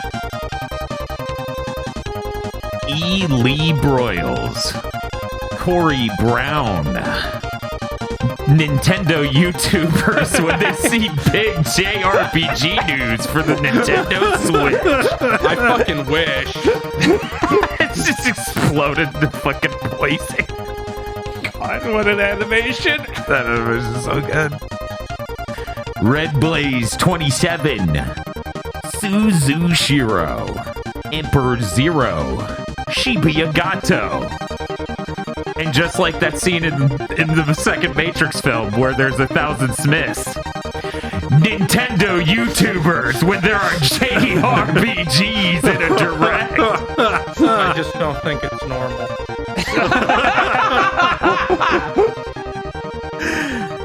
Try the new Riesling Stout Chocolate now with 90% cacao. Can't argue with math. Number go up. Platinum Games be like, hey BioWare, hold my beer. WTF, Spider-Man. Mr. I like spam. The Nintendo Direct was actually a psyop by Big Agriculture in order to create new matches for people on Farmers Only. Whew. I like that this is a stealth Balan pod lord. Not too stealth. I mean, it is if you don't have Balan damage. Who That was the doesn't? demo, so Podlord is about this red arrow pointing away from the actual thing it's about. DFW 3K. Solidarity with the railroad workers who are possibly striking this month. Local God Card Winged Dragon of Shiny Mew using their Podlord slot to advertise Millennium Mike GX. Rest easy now, my 15-year-old pup. KC will always love you. Oh, poor doggo. BN12. Figma Demifine Nocturne and Raido Kuzunoha Devil Summoner Serotonin Edition. Me, when Dan points out my typos live in front of 100 people, I will never recover. that's true. It's over. You had that Gundam Street cred until you misspelled Jared. Wow. Have some respect for the dead. Kyle Bjork. Maddie Moe. Iron Acro. Blig de Blue. Schlig de Poo. Monster Hunter Ryzen and Raiden. Complete global splaturation. All hail the Great Bagel. This is so small. Objects in Yeah, the very Podlord small. section may be closer than they appear. And on that day, the Lord did proclaim, shut the fuck up, transphobes. I know what we wrote. Amen. Amen. And also with you. Amen. As a Babylon has fallen, Pepsi men and Colgate girls are now engaged. The L is for lore. Montgomery wants to know if you have any games on your phone. Indigo Sykes. Why was there a Metroid logo in the upper left of the GoldenEye announcement? So it wasn't just me. I Yeah. thought I was going crazy. To make you hurt. I'm pretty sure it was just like that was their Nintendo Switch icon, like the user. Right. That's what that is for. It's just sick that they did that. Oh, yeah, no. There was spooky music and it was dark. They know. Yeah. They I was. know. You could see my live reaction to that and being very upset. They know. Ah, man.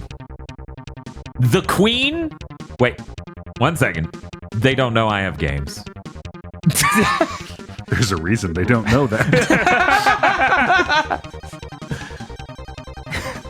Everyone this week had shit to announce. Except for the guy in the corner.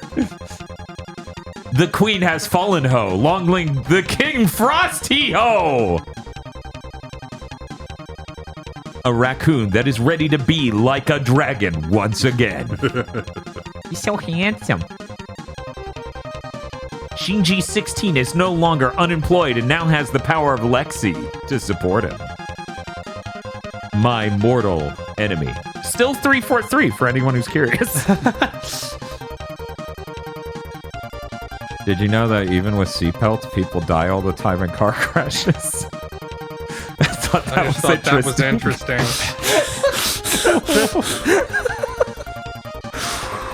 The Super Mim. Lane's World 25. What making millions off of gacha does to a motherfucker. Sarlene. Timothy Fister. Bearded Joe. Pleochrome. Krungle Spum. So this is why they call it the Skeleton Dome. Noodle. And Lord Richter is low energy this week. Have a favorite MIM OOC of mine. Why is that guy talking to my turtle? Thank you very much to your Podlords. Congratulations on your Class B license, Podlords. Thank you, Podlords. Thank you, Podlord. And if you'd like to become a Podlord, you can go to our Patreon at patreon.com/gbpodcast. For as little as $5 a month, you get access to many benefits such as early access to Chugging Bleach, our Bleach review podcast where we review all of Bleach. Also, extended armchair dev pitches and gamer premonitions when those shows force us to leave ideas on the cutting room floor. And a Patreon-exclusive show, one a month, where you get to vote on what good or bad thing we have to watch and then talk about. That's patreon.com/gbpodcast. I think there were a couple news stories this week. I don't know. Only a few, not too many. Aggro, do you have a tummy ache because you're so full? I ate so well. Man, nobody ate as well as me. So many fucking flavor games. I'm so full of toothpaste. I'm so full from farming. Yum. I wanted to try out the Harvestella demo. I did not get time. Yeah, I also forgot to. Jeez. I had to pick. Yeah, that's fair. I think you chose correctly. Let's get on over to the boom. Okay, there we go. We got face cam. We need to pull up the document. You know what, Bob? Yeah. Aggro can start with his news. Aggro. So we they've released some production stills from on the set. It turns out filming is officially underway for season 2 of the Halo show. Sorry about that. Apparently, we are not powerful enough to stop every terrible streaming show out there. Not all of them. At least Netflix has the decency to just stop it. Right. we can't get them all. Some people just have no decency or morals. Well, see, Netflix isn't quite at the level of Microsoft where they can just keep shoving money into Paramount's mouth. And be like, they're like, nobody's watching. They're like, we don't care. This is something with our name on it that's coming out. It has to continue coming out. We will continue to blow billions of dollars making shitty Halo that nobody likes. I just realized I was like, haha, this is funny news. Good thing I don't have a TV show announcement to get mad about this. Oh, wait. It was buried in the evil conference. I'm going to start yelling about that when we get there, but I'm not going to worry about it for now. Oh, did anyone put the Bonnie Ross news in here? No, nobody talked. Not a single person entered the restructuring of 343 news. Bonnie Ross apparently left 343. Yeah. She's been the steward, which now I was like, steward. Well, we have a gender term for steward, stewardess. Wait, no, that means a different. Yeah, so it does. she's been the steward of the Halo franchise since 343 was originally constructed. Came over from Microsoft, used to work in productivity software. She's leaving 343 because of, what was it, family medical issues. Yeah, is all. family medical medical issues. issues. So they're doing a huge shakeup at the top of 343. They're moving people around. Yeah, it's like, Yeah, I don't know the people individually, so Can you make State in the head of 343? nope. That man probably doesn't want to get tied down to that sinking ship. Can we make Jim Ryan the head of 343? Yes. I would like that very much, actually. Actually, would be really interesting to see what. And let him take all his chosen successors with him, in the manner of which a pharaoh was once buried with his most loyal retainer. So long, you little shit.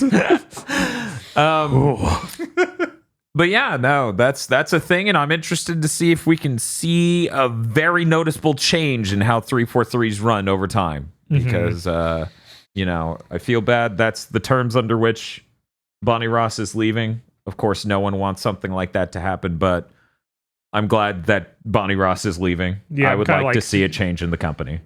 It feels like she should have been fired from that role a decade ago. Something that.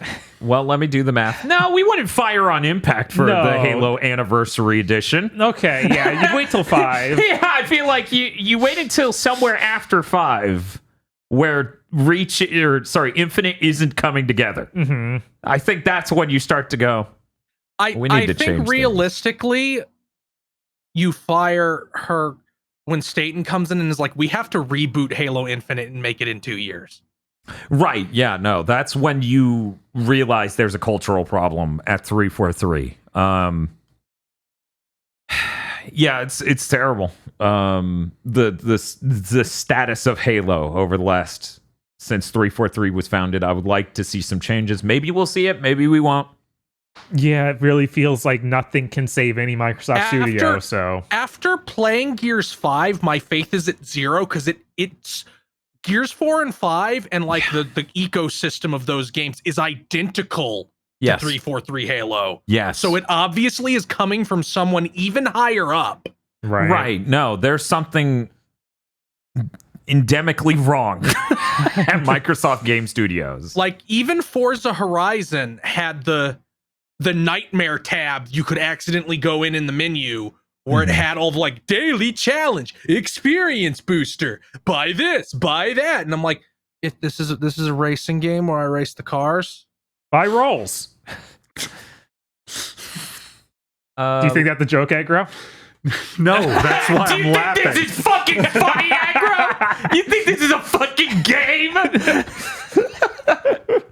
I mean, like people rag on Sony for all their games being like, it's the open world craft cinematic thing, like Ghost of Tsushima and Horizon and God of War a little bit. And they tried to fucking make Last of Us Part 2 sort of like that. And even stuff they fund like Death Stranding vaguely fits into that form. It's like, I'd much rather have that than the fucking shit over at Microsoft, where it seems to be, we don't know what, but you're going to buy experience boosters and do dailies. That's all our games now. There will be an open world. It doesn't matter what you need to sacrifice to get it. I don't know how experience boosters became a thing. Like, I understand there's a lot of stupid and evil shit in the world, but at what point do you go like, hey, would you like to give us money to gain more experience in our game? So you free-to-play built your MMOs. game wrong? Free-to-play MMOs. Yep. Yeah, no, it's... Yep. It's gross. It is. it's fucking terrible. Now every single game is a free-to-play game at Microsoft, so what are you going to do? I'm gonna skip my news for a bit so I can dissolve it into 2 sentences Okay. because it's not that exciting to go through beat by beat. Yeah. We're gonna go ahead and jump over to, you know what? I'm ready to get the yelling out of the way. Hey, Bob. Hey, what's Let's up? go to your news because that'll get me closest to the show I'm upset about. You start it in any order you want, man. Sure. Babylon's Fall is dead. Woo. It's shutting down. Long live Babylon's Fall. Yes, it's shutting down February 27th. Not even a full year after launch. You already can't buy it, I think. Yeah, they already were they already delisted it. Yeah. We're struggling. Like on frame 1, they delisted that from the PlayStation Store. Mm-hmm. And Good once on again, them. once again, I must point out, Platinum chose this for themselves. Mm-hmm. You can go back to that very first Babylon's Fall trailer. The very end of that trailer, fucking splash art of 4 guys looking at the fucking tower. 1 month later, we're opening a studio to make service games. Right. Yeah, so hopefully this is that kick in the pants they need to never try this again. That would be nice. I saw player activity postings from Steam of like the day before this released. Uh-huh. max for the whole day, like 24-hour peak, 10 people. Current players too. That's 9 more players than earlier this year. Yeah. When we got all those, there's one person playing Babylon's Fall articles. Yeah. So yeah, we all saw this coming. And it's happening in basically the exact same way we predicted it would. Of they announced season 2. They can hardly finish that. They announced a final season, which is going to be a repeat of season 2's content. Yeah. It's the weirdest thing. I've never heard this described like this. They did a season 1. They're going to do a season 2. And then they're like, and then for our final event, we will still be giving you things from season 2. And I'm like, then that's still season 2. No. Okay. 3 seasons. 3 seasons and a movie. We win. All right. Sure. Yeah, that was weird. Well, yeah, thank God. It's so beautiful when a company does something monumentally stupid and then is punished. Mm-hmm. Yeah. It doesn't happen enough, if we're being honest. No. Jim Ryan. Next thing I got, Resident Evil 4 is going to have a PS4 version. Unfortunately. Hopefully that doesn't hinder the PS5 version. I mean, can they just give them the PS3 version? I mean, technically they already have a PS4 version. Yeah, don't they? there you go. Just bundle it it in. didn't really Yeah. feel like there was anything in Village that felt compromised by there being last gen versions. So, like, as long as, like, I feel like you have for it to really matter at this point. Mm-hmm. You have to be like top shelf Sony shit. And even then, I don't know. I'm not sure if that Kratos seems to have a unique ability to skip climbing only in the PS5 version of That would be absolutely hilarious. Yeah, I don't know. It's a remake of a game that is very, very much not a giant, massive open world, non-linear experience. So I'm not too worried. Right. Yeah, it's probably fine. It's just we're so far off from the launch of these systems. It feels bad that you still need to announce PS4 stuff. I feel like for like we're after that, we'll be at the point where like all non-Sony AAA will stop being cross-gen. As soon as We're like- Harada gets his PS5, we can stop announcing games for the PS4. Right. Ironically, isn't Tekken 8 not last gen? Yeah. That's great. Yeah, they confirmed that. That's awesome. Harada, how's it coming? It's not. Ship me a fucking console. We got some Street Fighter 6 news. They announced Ken, Blanca, Dulcim, and E Honda, which all of these leaked before, but now we actually see them in game. Oh, okay, cool. I think the Blanca design looks really nice this time around. Like, I didn't expect them to like give him overalls and for that to work. That was the thing. As the premier Blanca hater, I am like, he's fine this time. I think the move where he throws a wind-up doll at you that hits you 45 times is pretty funny. Yes. I think, is this the first time E Honda's been at a launch lineup in a while? I don't know. I think he was in 4 at launch. Yeah, Was I he don't know. before at launch, I guess. Because 4 was the like, we're doing Street Fighter 2 again.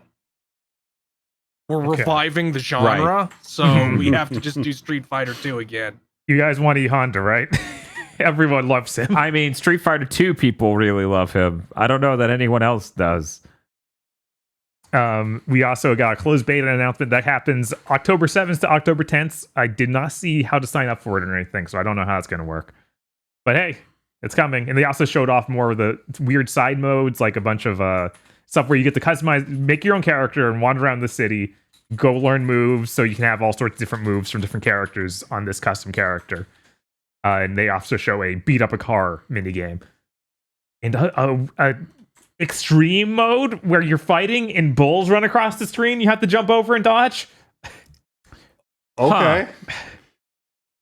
Also, the online mode might be some weird nightmare like a Guilty Gear style system where it's like, yeah, you have this arcade that's virtual, you walk around, which is cool in concept, but usually just makes for a worse experience as far as playing. I Right. really hope that actually isn't in there, because like I will genuinely start being opposed to Arc system works. Like, you're making the world worse. Stop.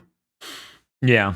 Every once in a while, a tweet goes viral that like where screenshot 1 is like the maze you have to go through to get into a match in a fighting game. Mhm. And then screen 2 is Fortnite's main menu where there's a big button that says play. Yeah, no, that's Yep. something that just works and makes sense. There should just be a button to hit to quick play, and it has a ranking system that lets you, that properly adjusts to fight someone your level. It should be that easy. You don't need hoops. I saw that same meme going around when Multiverses came out and had the big play button on the front title screen.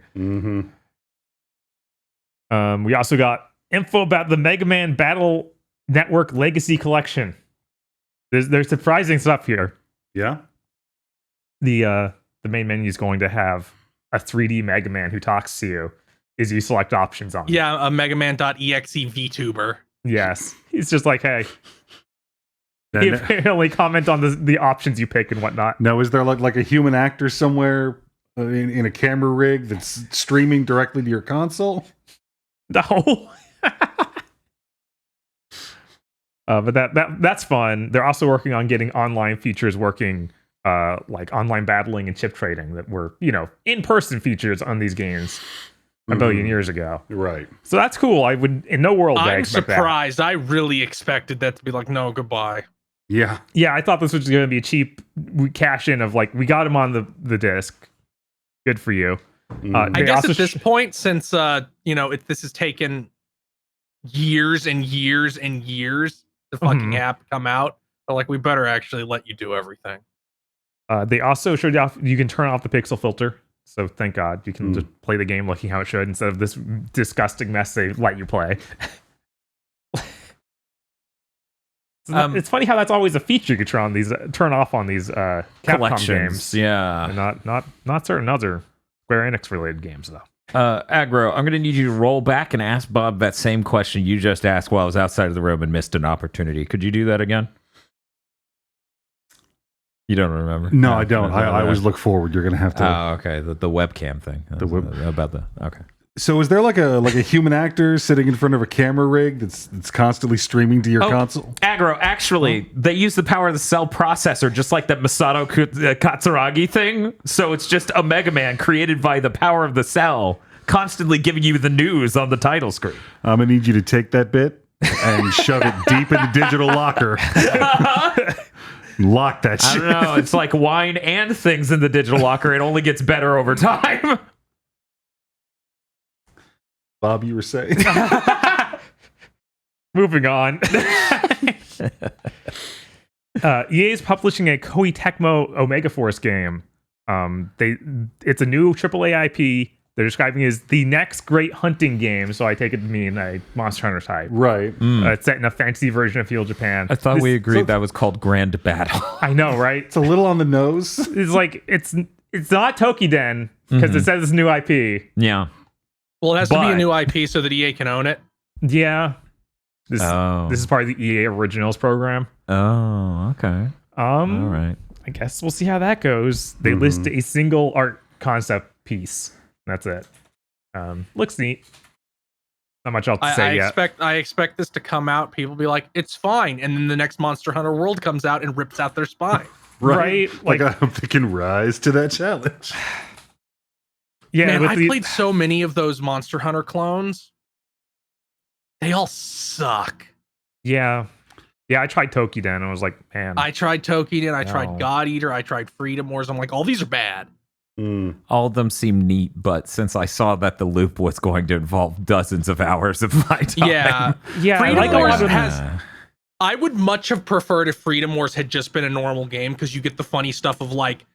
Because the whole plot of Freedom Wars is that the apocalypse has happened, so there's no fucking resources. So you're born with a 1 million year prison sentence.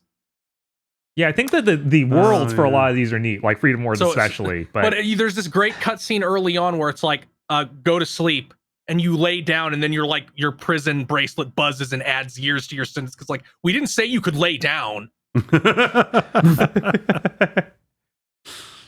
So I much would have preferred that whole setting and stuff to be in a game that wasn't do the same thing over and over on the Vita. Yeah. Yeah. That whole genre of just grind, and that's all there is, can be frustrating. Mm-hmm. We also got new info for Star Ocean Divine Force. There's a demo next week on the 20th of September. That's cool. Great. They showed off a new character, Marilee L. Kenny, who is a descendant of the Kennys. Marielle. Ooh. Marielle. Yeah. Marielle.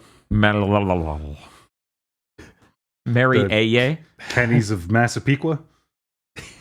No, of Star Ocean fan. Oh, okay. IGN that's neat. also put up like a pretty big chunk of gameplay today of like combat and running around an area, and I'm like, this looks like it controls fine, and I don't see horrible performance issues. Weird. It really does seem like that Square Enix was like, we have a fucking franchise we could conceivably turn into Xenoblade. except it's an action game instead of a fucking MMO type thing. Mm-hmm.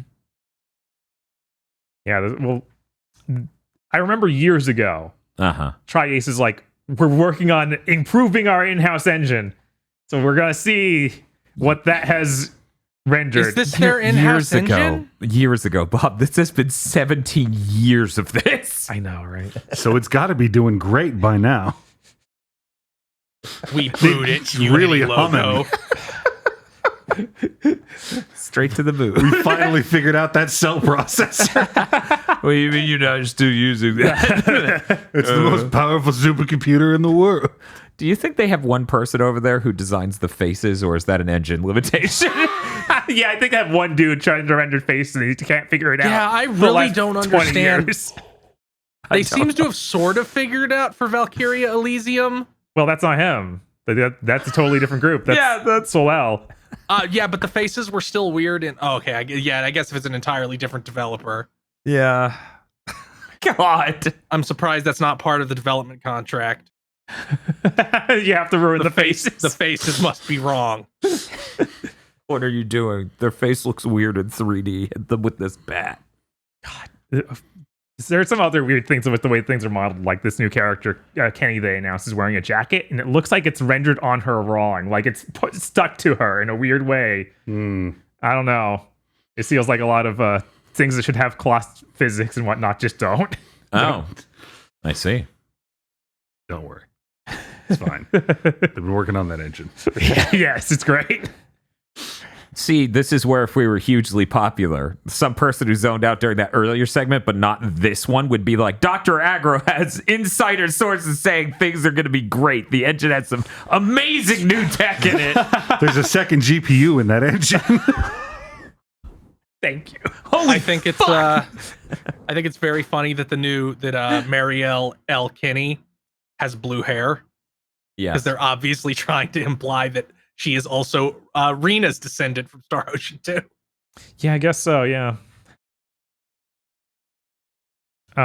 We also found out the Deathverse Let It Die comes out in 2 weeks. It's out September 28th. Yeah. And this is that sequel to Let It Die that's a weird online like melee combat versus game. That so it's a lot like Let It Die. Involved. Yeah, there was a sequel to that. No Suda? Pseudoless? Yep, Pseudoless. And Let It Die was just into like an endless Dark Souls clone. Yeah. Yeah, that was weird. Mm-hmm. Yeah, it's such a strange trajectory and IP in general, honestly. Yeah. Yeah, I mean, I'm really interested in it. I don't have confidence in it, but I'm really interested in it. I'm a little annoyed that like the two announcer characters are really cool designs, and then you seem to play as like generic men. Like Well, yeah. you just are the most plain looking dudes possible, and that's who the player characters are. Just how that usually goes, but still not great. Hey Bob. Hey, what's up? Before we get into the Ubisoft stuff, I've done it. Okay. I've distilled Microsoft's entire Tokyo Game Show thing into 2 relatively run-on sentences. Congratulations. Thank you. First sentence. Overwatch 2 character Kiriko was shown, and a Forza Horizon 10 anniversary trailer bestows no knowledge of any sort. I even went to Microsoft's website to see if they announced something after it. They said, we will be sharing with you later what the 10th anniversary for Forza Horizon means. It's like a month away. And I'm like, what? All right. Ni no Kuni gets a remaster. It and Ni no Kuni 2, Cross Tag Battle, Eiyuden Chronicles, Deathloop, Danganronpa V3, Assassin's Creed Odyssey will all... Oh, and Wo Long will all be coming to Game Pass. That was it. That was the show.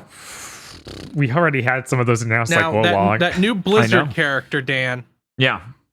is that the Japanese character that's a ninja? Yes. But she's a Shrine Maiden ninja. It's different, okay? Yeah, why are you asking me? Ask Bob. He's the one who designed her. Now, Yeah, is it the Japanese character that's a ninja, the Japanese character that's a ninja, or the Japanese character that's a ninja? I know they all know each other. Look, ninjas are cool. Thank you, Bob. And I know they're Some all from ninjas the are same cool. small town that has Yakuza, an arcade, a ramen shop that doesn't change its recipe, Mochi, and Shiba Inu, because they put a letter between these characters out that's really embarrassing. One moment. Wait, was it the arcade, the Seoul level? Damn it, I don't remember. I guess that probably was the Japan level. Oh well. Anyways, there you go. That was the Microsoft conference. I now check chat to see if I've forgotten anything. I'm not seeing anything I missed. If I missed it, it wasn't in their press release on their own website. The Eiyuden Chronicles trailer is one of the worst I've seen the worst edited trailers I've seen at a conference in years. It literally has juddering cuts in the footage too. It'll play a movement and then it'll cut back earlier in it like this is a literal editing issue. Then when it gets to the talking heads, they put both of the talking heads in the same spot over the same art. And instead of cutting from them talking to gameplay to then cut to the other one, they'll just show one of them and then boop, they're now the other one. No editing, no text, no nothing, no sound effects. It's like, what? That was rough. Apparently that was the Gamescom trailer. I missed the Gamescom Eiyuden Chronicles trailer. That thing is rough. Yeah, it's a mess. They should never get that video production company. That better been an intern. Mm-hmm. That was bad. But anyways, that's it. But, you know, before we move on from the Microsoft conference, I want to get that quote. It wasn't easy keeping it a secret that Deathloop was coming to Xbox and Game Pass. Some employee from Arcane Lyon couldn't tell who. Their title was in Japanese. Yeah, I mean, you gotta have a joke. I was just like, what the fuck do you mean? Everyone knew. Like, how could it not? They didn't lock you down for more than a year. But yeah, apparently that's going to be on Game Pass in like 5 days. Now people on the Xbox and experience what might be the most overrated game of last year. I'm so glad that we never have to see Deathloop at a show ever again. They did an update that's going out to every platform. Mm-hmm. That was not covered in this conference at all. They're adding new weapons, they're adding other stuff, and an extended ending. So I think that there was a blurb about that somewhere in that trailer because I remember hearing about that in something before I read it. okay. So I think that was in that trailer at the very end. Okay. All right. Chat's telling me that was the director of the game. That's what I would assume. Right. That is generally who you get out to talk about stuff, but that would be assuming. But yeah, that's it for the Microsoft conference. Bob, drive us straight into Ubisoft Town. Here we go. All right, let me get to the top of this. Simon Belmont and Alucard are coming to Brawlhalla. This just confused the hell out of me because I didn't realize they own Brawlhalla. They I sure must do. keep forgetting. Right? It still So remember, is- Brawlhalla has more players than any other game in human history, I guess. Okay, sure. They come out say it October like it has- 19th. They say it has like 15 million or some insane shit. Jesus. 10 more billion. Well, maybe not as many now that Multiverse is out. Maybe that cut into it a little bit. Yeah, I assume that's eating their lunch a bit. Then they moved on to showing some indie games. Mm-hmm. There's a game called Second Stone. some 3D action game. Looks kind of neat. It's got a weird perspective where the camera is always just like a locked third person thing that's pulled out in a weird way and does not seem to turn. Like you'll be going back and forth, I guess. But it has it also seems to be structured like a Zelda, like Super Nintendo era, not Link to the Past. yeah, Link to the Past. Bob's like, that jump, fuck, Mario 3. Yes.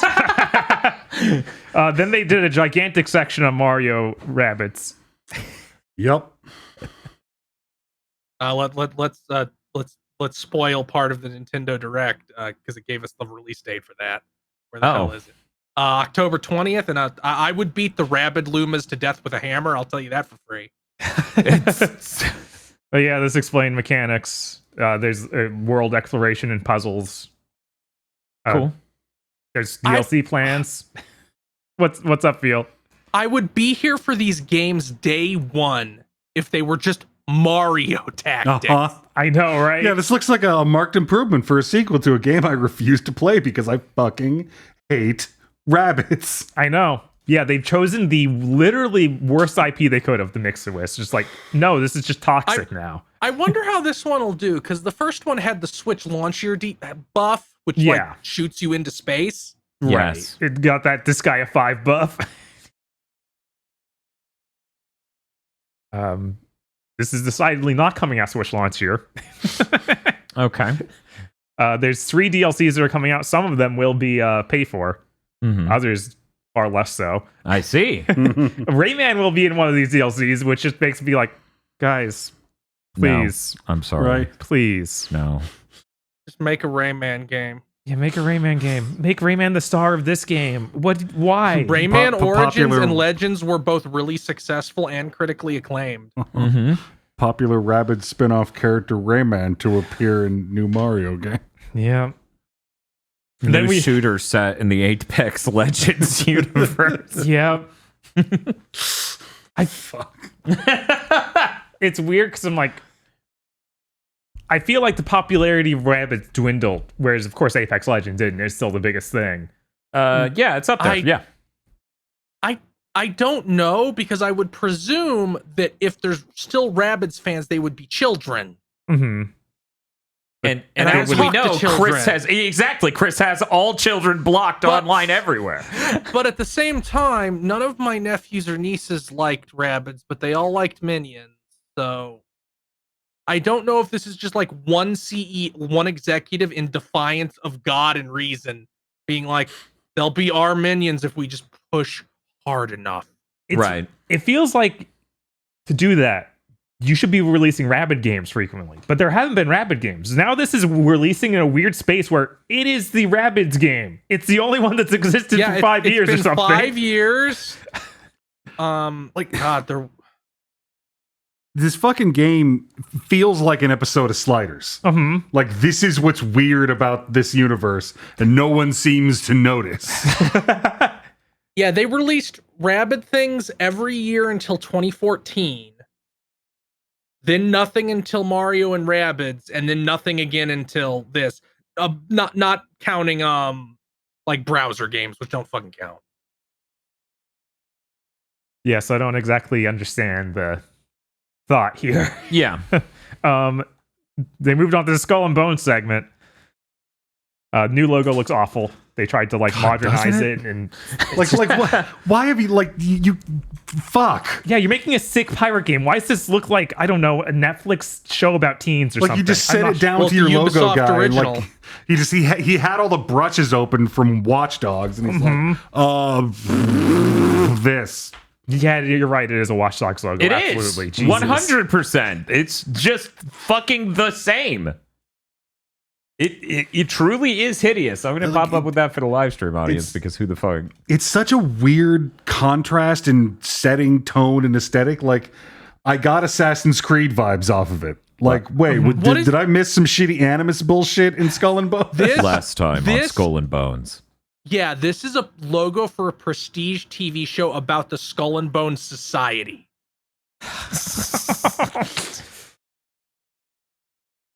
Yeah, that new pirate flag in the logo is just criminal. I'm sorry, that shouldn't be allowed. It's so weird because as we've referenced multiple times by now, they had another logo and it was fine. Right. Yeah. We used it for gamer premonitions. Something evocative of the theme and the tone. The setting. The setting, it shipped. Yes, the rest of the presentation moves on to be CEOs rambling about PvE, PvP, EVE, PvP, in crossplay, and then they faded away. So I watched the trailer that they put out. I'm like, man, that guy who said that there was no game here sure was fucking right, huh? Yeah. Like the whole presentation was like when you go to read a real estate agent's description of a house that sucks, where they just keep describing normal stuff that houses should have, like their features. And you're really gonna love it when you turn the knob and you can enter the house. Aggro, you know what blow you know what I call that? All those it's sucking and having no features beyond basic ones. It has character. I mean, we were already aware this game was a fixer-upper. A lot of potential here. Absolutely. Now, do you think that they're going to try and get the when this inevitably comes out and is reamed? Will they try and get the No Man's Sky run back? Or will they just be like, we made this because we legally had to release it, bury it, and move on? I assume it's that. I assume it's just, we did it. We're out. Considering how much content they continue to pump out nonstop for all of these service games they have, like The Division, I don't know. They might just be fully committed to just... They also cut the throats of some, like they cut the throat of Hyperscape real fast. They did. But no one paid for that. No one bought a physical copy of that. Oh, that's true. That might change trick their them. perspective. Was Rocket Arena or Knockout City or either of those Ubisoft? No, those were both EA. Yeah. Which is why that I got so mad at the skate thing, because it's like you're just gonna kill this immediately.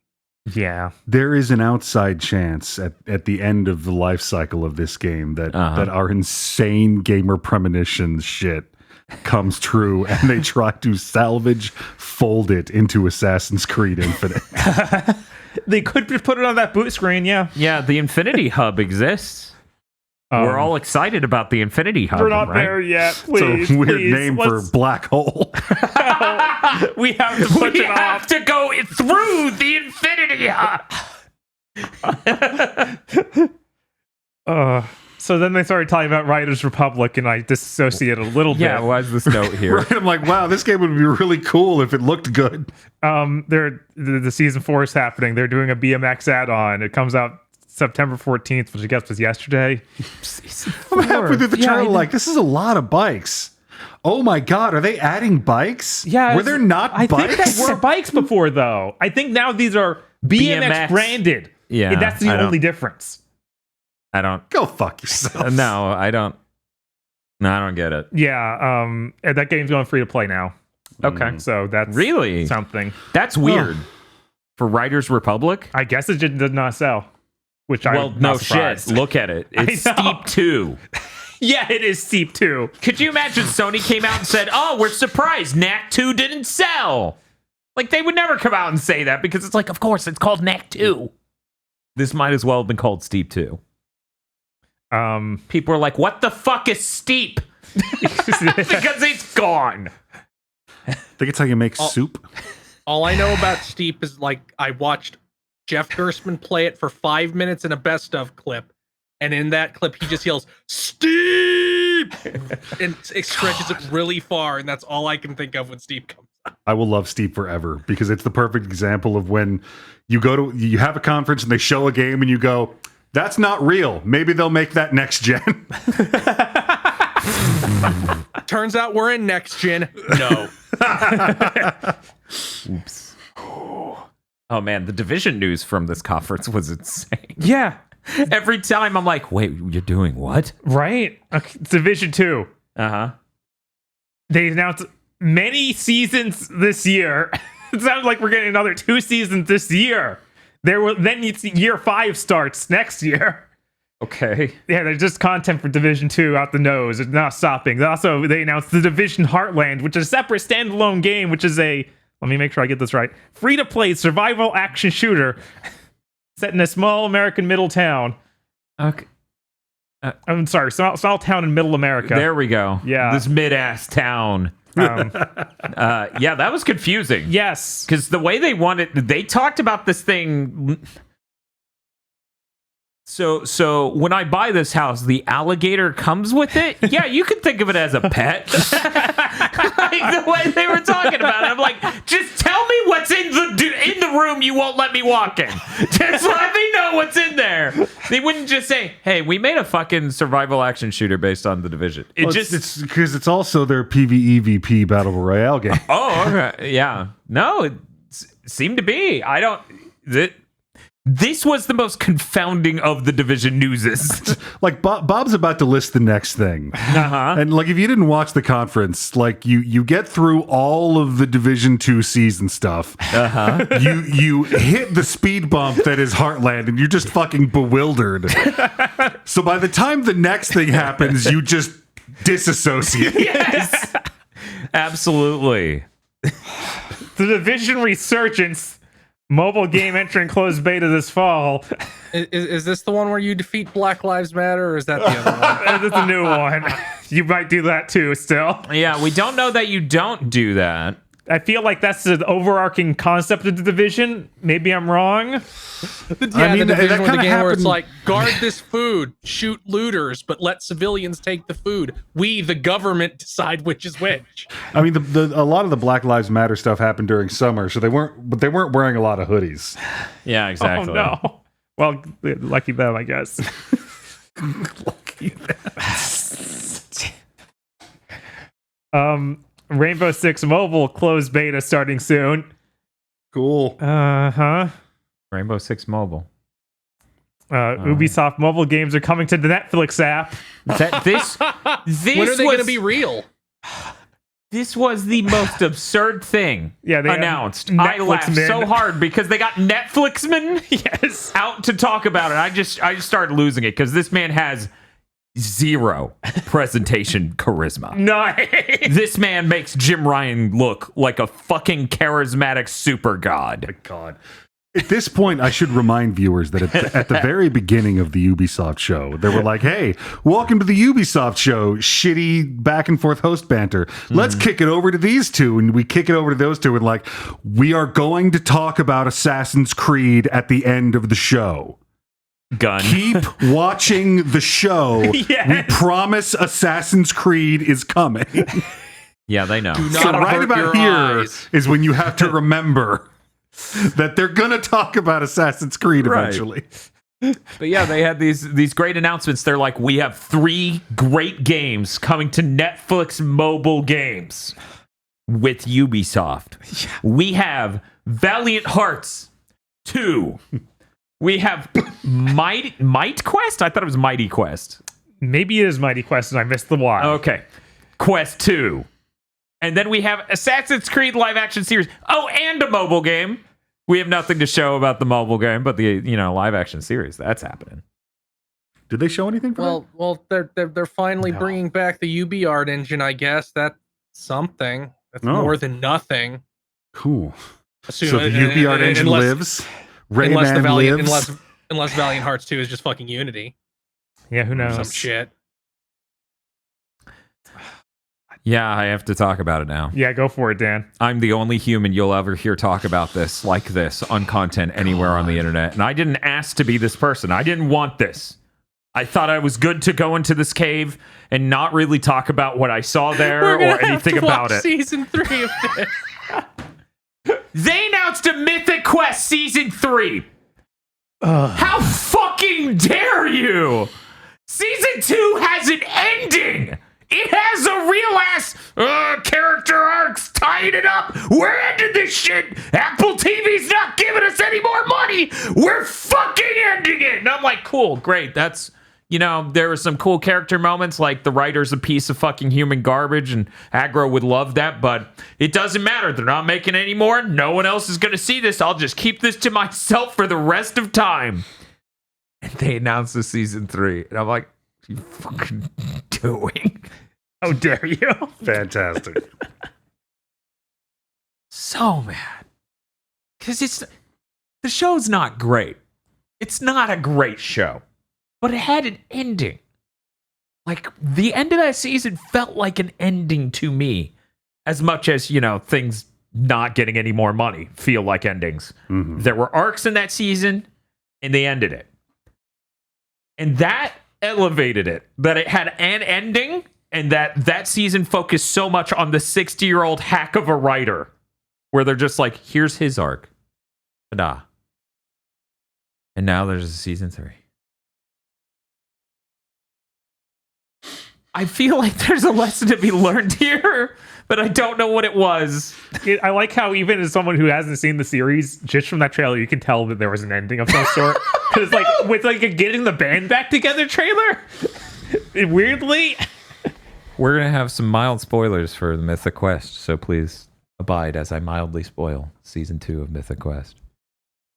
Season 2 concludes with the finance guy wants to look like a hard ass, so he commits a crime to go to prison. The main creative lead of the studio and the main person who backed them go away from their major World of Warcraft parallel thing to go make a new studio to really chase what they consider a vision. And the guy who was always the second command, never had a spine, now runs the studio. There are multiple arcs of these key characters that are like, this is their thing now. Sure, we introduced a character in season 2 that we didn't develop at all, and she's terrible, but that's fine. Don't worry about it. Also, Ashley Birch did a thing. That's the worst plot line of that season, so I'm not even going to talk about it. I've been robbed. They retroactively made what I went through give me less. There it is. Well, be excited for the 4 spin-off shows. oh, But what's Ashley Birch really up to? I hate that I don't know her character's name at I'm all. really glad that Ashley Birch doesn't seem interested in doing that sort of thing. A spin-off show? That'd be funny. Like the Ashley Birch be in the Ashley Birch show for one of these fucking Eldritchian streaming services. No, it's cool. Just get some service to make the Ashley Birch show. It'll have the same intro song as the Amanda show, and it'll just be a sketch comedy show featured focusing around Ashley Birch and her funny shenanigans and her friends. And I have never said this in my life. Bob, please talk to me about Trackmania. well, anyway, Trackmania it's coming to consoles now, finally. Cool. In streaming platforms, because Stadia is going to exist in a few months, right? Mm-hmm. That's coming out early 2023. So it's good that that's all being unified and put into. All right. Well, let people on consoles play again. So that's cool. Then we heard about Rocksmith's Plus subscription service that's $8.33 a month. As Rocksmith teaches you how to learn how to play guitar. Yes. Right. What's the I'm getting to it. You get songs, just a constant flow of songs. You don't have to buy them individually. Okay. It's now a package plan. Guess I zoned out during that. I don't remember that at all. I know. They communicated it very poorly. It was between Yes. Trackmania and the next one. So Yes.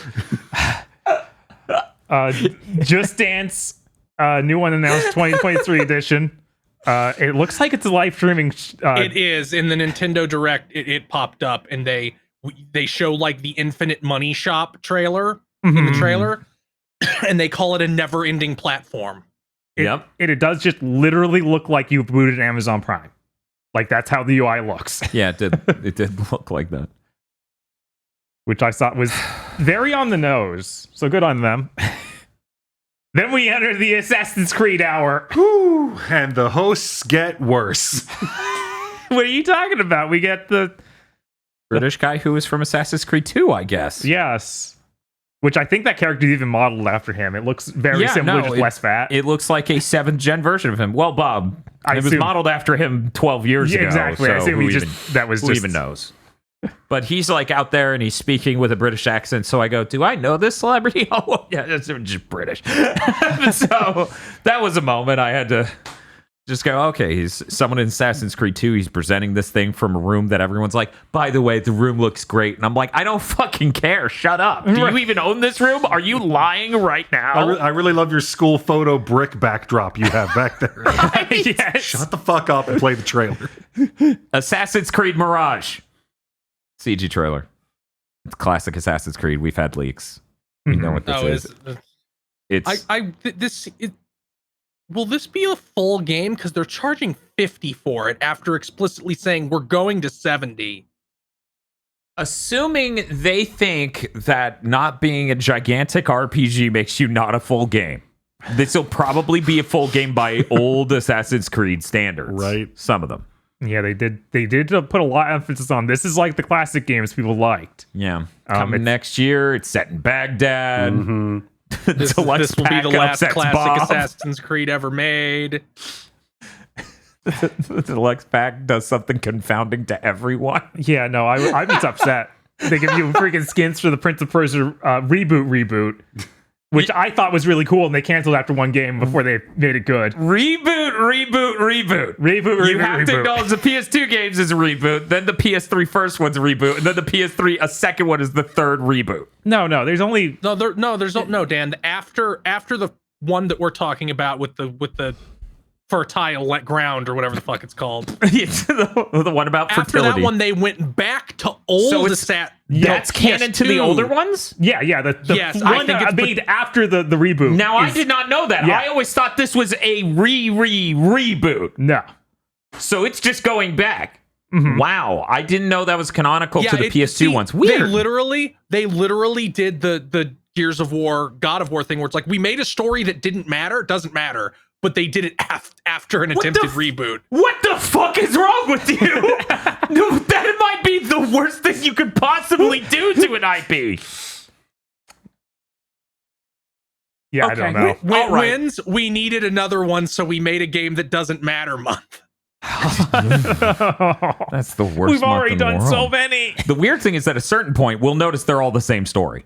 Mm-hmm. But yeah, that skin based on that PS2 trilogy, but the redesign from the PS3 version, right? Is in the deluxe pack. Yeah, you get a horse and a main character skin that's like that. If you don't get the horse, does the game take like 20 hours longer because you're walking everywhere? Well, I mean, you get a normal horse regularly. Oh. This is a skin for your horse. Oh, okay. This is your horse armor. So, horse armor. I was going to get there. Okay, I know, I'm sorry. Right? I'm sorry. It's so hard to work with. The dude doesn't know how to handle talent. Diva. Also, they confirmed it for Luna and not Stadia. I didn't even notice that. Yeah, that's a really good sign that it's actually over. Yeah, it is. And that we're just like waiting for Google to announce it. Because Ubisoft's tight with Stadia. For people who aren't paying attention, they were there day one with their own Ubisoft channel that you subscribe to. I think like everything, like they've shipped it, like every Assassin's Creed since Stadia started on it. Yes. As far as I know. It's done, Stadia heads. I'm sorry, Stadians. It's up. Bob, you gonna watch this? Probably not. They're making an Assassin's Creed documentary and putting it on YouTube. Is it about the development of the first one? Because that's the only one I feel like I would be interested in. So here's the weird thing about it. Some of the people in this trailer they cut for this documentary sounded like they worked on the games, and then one guy goes, when it came to the PS3, this series was what made it go, like, we have to step this up to the next level. And I'm like, oh, the onus of like being a next gen game is, wait, this is just some random guy who was talking about he needed to buy a PS3 for the game. What the fuck am I watching? That was just a streamer they were interviewing. That makes me really afraid it's going to be like the masturbation hour. Absolutely. Yeah, because there's no way they're getting Jade Raymond. They're so proud of themselves. It's not about the development of Assassin's Creed. It's about the impact legacy Assassin's Creed has had on the series. And I'm like, yes. You made all combat bad for 5-6 years. They do a weird thing where they keep talking about like the Assassin's Creed series. I'm like, okay, first of all, you guys make a different game now than was made in the beginning. Right. Stop pretending this is all one thing that evolved naturally. You shot this series in the neck and turned it into Kmart Witcher. All right. Yeah, they did that. Second, stop trying to jerk yourselves off about teaching people history. C plus. This last at week, I best. think. Yeah, I was like, aren't you always upset with everything they do? The first one was great. Right. I am uncritically excited about Mirage. I am ready to be hurt. See, Oh yeah, that same boat. We forgot to mention, apparently the Mirage main character is someone in Valhalla. And I was like, what? Yeah, I heard there's some of that going on. Yeah, See, I'm really scared of like, because people who played Valhalla were like, they ripped out a bunch of the RPG stuff. Mm-hmm. Will this actually be like the old Assassin's Creed, or will it Mirage be will. the RPG one? Will it? Or I will bet. It be or will it be the RPG one wearing its skin, and like we try to have the same mechanics, but they feel totally different? I'm sure there will be some feel where it's not as good as it used to be. I think that's inevitable. I think it's impossible to imagine that this will feel like Assassin's Creed when they were doing that style of gameplay. Something will be off. Something will be wrong. But I do think it's going to be close enough to that where it's just a worse version of that instead of the RPG homunculus. By the way, Shadow of War thing for a second. That game runs at 30 and felt better than Immortals Phoenix Rising at 60. Yeah. That's the Ubisoft magic, man. Yeah, they can do that. Let's keep trucking, Bob. Yeah, sure. Valhalla has more content coming. The last chapter, Why? because they never end. But yeah, this will wrap up the story of it. Finally, apparently, this is the last mission for main characterman. Then they talked about Assassin's Creed Jade, the mobile open world RPG set in China. Now, this might be the funniest thing in the world. I don't know. But when you hit that fucking Division Heartland thing or whatever, the mobile game, part of me was like, now, is this a Ubisoft game that's mobile that's set in China? Are you playing an agent of a CIA asset? Or, Right. So yeah, Jade, open world mobile game set in China. Yeah, it's sad that they're using their China entry on Yeah. mobile. China fans in shambles. Isn't this the second time they did that? Where China was one of the settings in that we did 3 stories and they're Yeah. a 2D platformer. Yeah, they Yep. keep not doing a real one there, which is very. Don't worry, that'll be campaign 4 in Assassin's Creed Genshin Impact. Speaking of that, then they went on to announce Assassin's Creed Codename Red. This was a CG trailer. This is the one set in Japan. And back to the open world RPGs because they're insane and don't know what people want. The whole conference was about, remember the good old days? I just do not understand why the stealth ninja one is the one they're like RPG. I'm like, bleh. Well, How you much see, more? Everybody wanted a Japan one to the point that the Assassin's Creed Twitter account made a video showing a bunch of tweets of people saying they wanted a Japan one or that Ubisoft would never make a Japan one. Mm. And this is going to be the first chunk of the Infinite game, so they need to pander to get people in. Mhm. But to be the Infinite game, it has to have RPG loot, so it has to go back to the RPGs. It's so knife twisting that they're like, okay, we're gonna give you what you want. We're gonna make an old style Assassin's Creed game. Are you happy? Because we're making a Japanese ninja game and it's not that. Fuck you. It's going to be really funny when this launches alongside that Ghost of Tsushima 2 and that new Team Ninja open world game. Yeah, that's rough. It's going to so look like rough. such a joke. Which is why not having any RPG mechanics would have really benefited it because that would have helped it stand out compared to those two at all. Mm-hmm.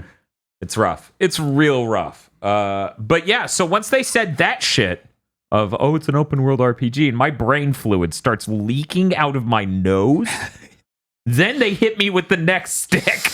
God. I thought to myself, they're making the ninja one and it's gonna suck. That's great. I'm not emotionally affected by this at all. I'm so smart. Oh no. Assassin's Creed codename Hexa CG trailer of Woods with the Assassin's Creed logo made out of sticks. It seems to be like about witch hunts. And they're like, and see if people you can pick out all. I'm really excited for the Assassin's Creed fans to pick up all the small hints in the trailer. I'm like, this is a fucking tree. And it seems like it's trying to imply it's going to be more horror focused, but I'm like, these are going to be booting from the same right thing. So how different mechanically can they actually be? I don't know. Do I get an amiibo to scan it? Like, I don't know. This seems like, you remember when Ubisoft did the weird outer space ship game on the Wii U where they're like, oh, you can scan the R-Wing in and all these other pieces. I'm just like, that's all I could think of, is just like, well, the hub lets you access all this content and it'll tie it together. And then they said something people were misquoting online. But I think getting the quote correct is actually more upsetting. They're like, by the way, guys, we're going to try to look into doing standalone multiplayer experiences again. And people online just mistook, like, they cut the word multiplayer out of that sentence entirely, and they're like, weird. These aren't going to be standalone games. And it's like, no, they want to try the multiplayer things that Assassin's Creed games started getting into that were, in my opinion, some of the most innovation those titles were having towards the later years. Yeah, before they just stopped doing that entirely, they had Right. a lot of neat ideas. Uh-huh. And I wish that those got, Fleshed expanded out on and fleshed polished. out. Yeah. Yeah. Yeah, But, I get those sort of things do seem more in line with like multiplayer things happening now. Like I can see the path from like the Assassin's Creed 2 or Brotherhood, I fucking forget which, multiplayer of like you have to assassinate this person who's pretending to be an NPC while also trying to assassinate someone else. I can see like the thread that twists a bunch of times and gets to like Dead by Daylight. So I can see them being like, okay, that kind of weird asymmetrical multiplayer thing is becoming more popular again. Yeah. We should do that. And In 5 years. and like we said, all That of this is does accessible seem- via the Infinity Hub. That does seem, yeah. What a nightmare this will be. Yeah, because we know next year is God, Mirage. I want to call it Asylum for some reason. Ooh.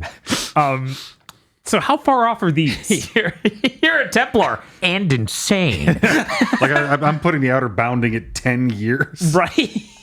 Like, I would say, depending on when Mirage comes out, which I assume will be in the first half of next year for once.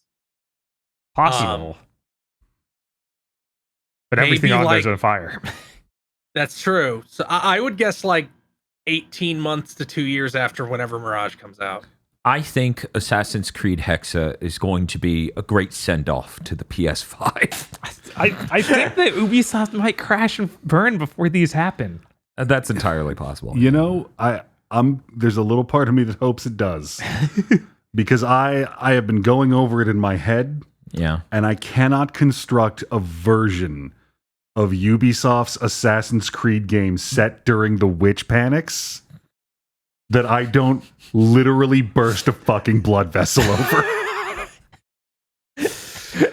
I don't dies want live on stream. to go out like that. It's a testament to how fucking stupid CEOs are that Yves Guillemot was like, no, we're still working on the NFT shit. We haven't figured out the way to trick you yet, but don't worry, we're still working on it. They'll figure it out. But that was it for the Ubisoft thing. Yeah. Fun fact, I didn't bring it up because we were talking about the Microsoft thing in a vacuum. Kiriko is level 55 on the battle pass if you don't own Overwatch 1. That battle pass is 80 levels. That's insane. And it runs for 86 days, so your ass needs to be busting out a level every day.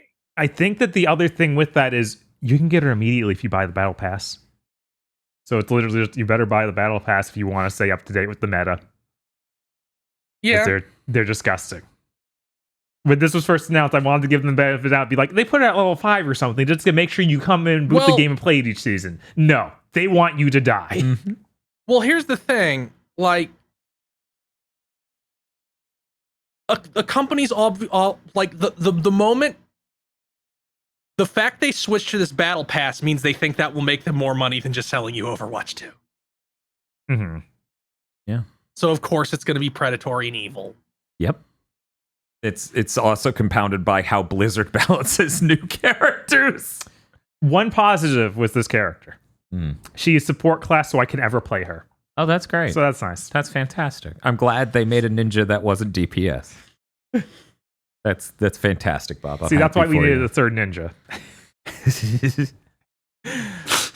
And she might be able to have that cheeseburger. Maybe. At any moment, it could drop in the battle pass that she gets a cheeseburger emote. It feels like that the cat girl skin will happen immediately. Oh, yeah, 100%. That's going to be premium level 80 on the first pass. But that's it. I'm going to have to hide playing Overwatch 2 from Dan so he doesn't kill himself. Bob's entertaining a world in which I don't boot Overwatch 2 and immediately bomb out or kill myself. That's interesting.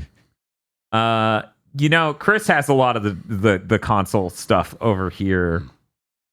Let's get to it. We got the Nintendo Direct. Yep. You want to run through it or do you want me to? I'll run through it just so I can go really, really fast. I'm going to give things time, obviously, but Fire Emblem Engage. I think this looks fucking great. How are other people feeling?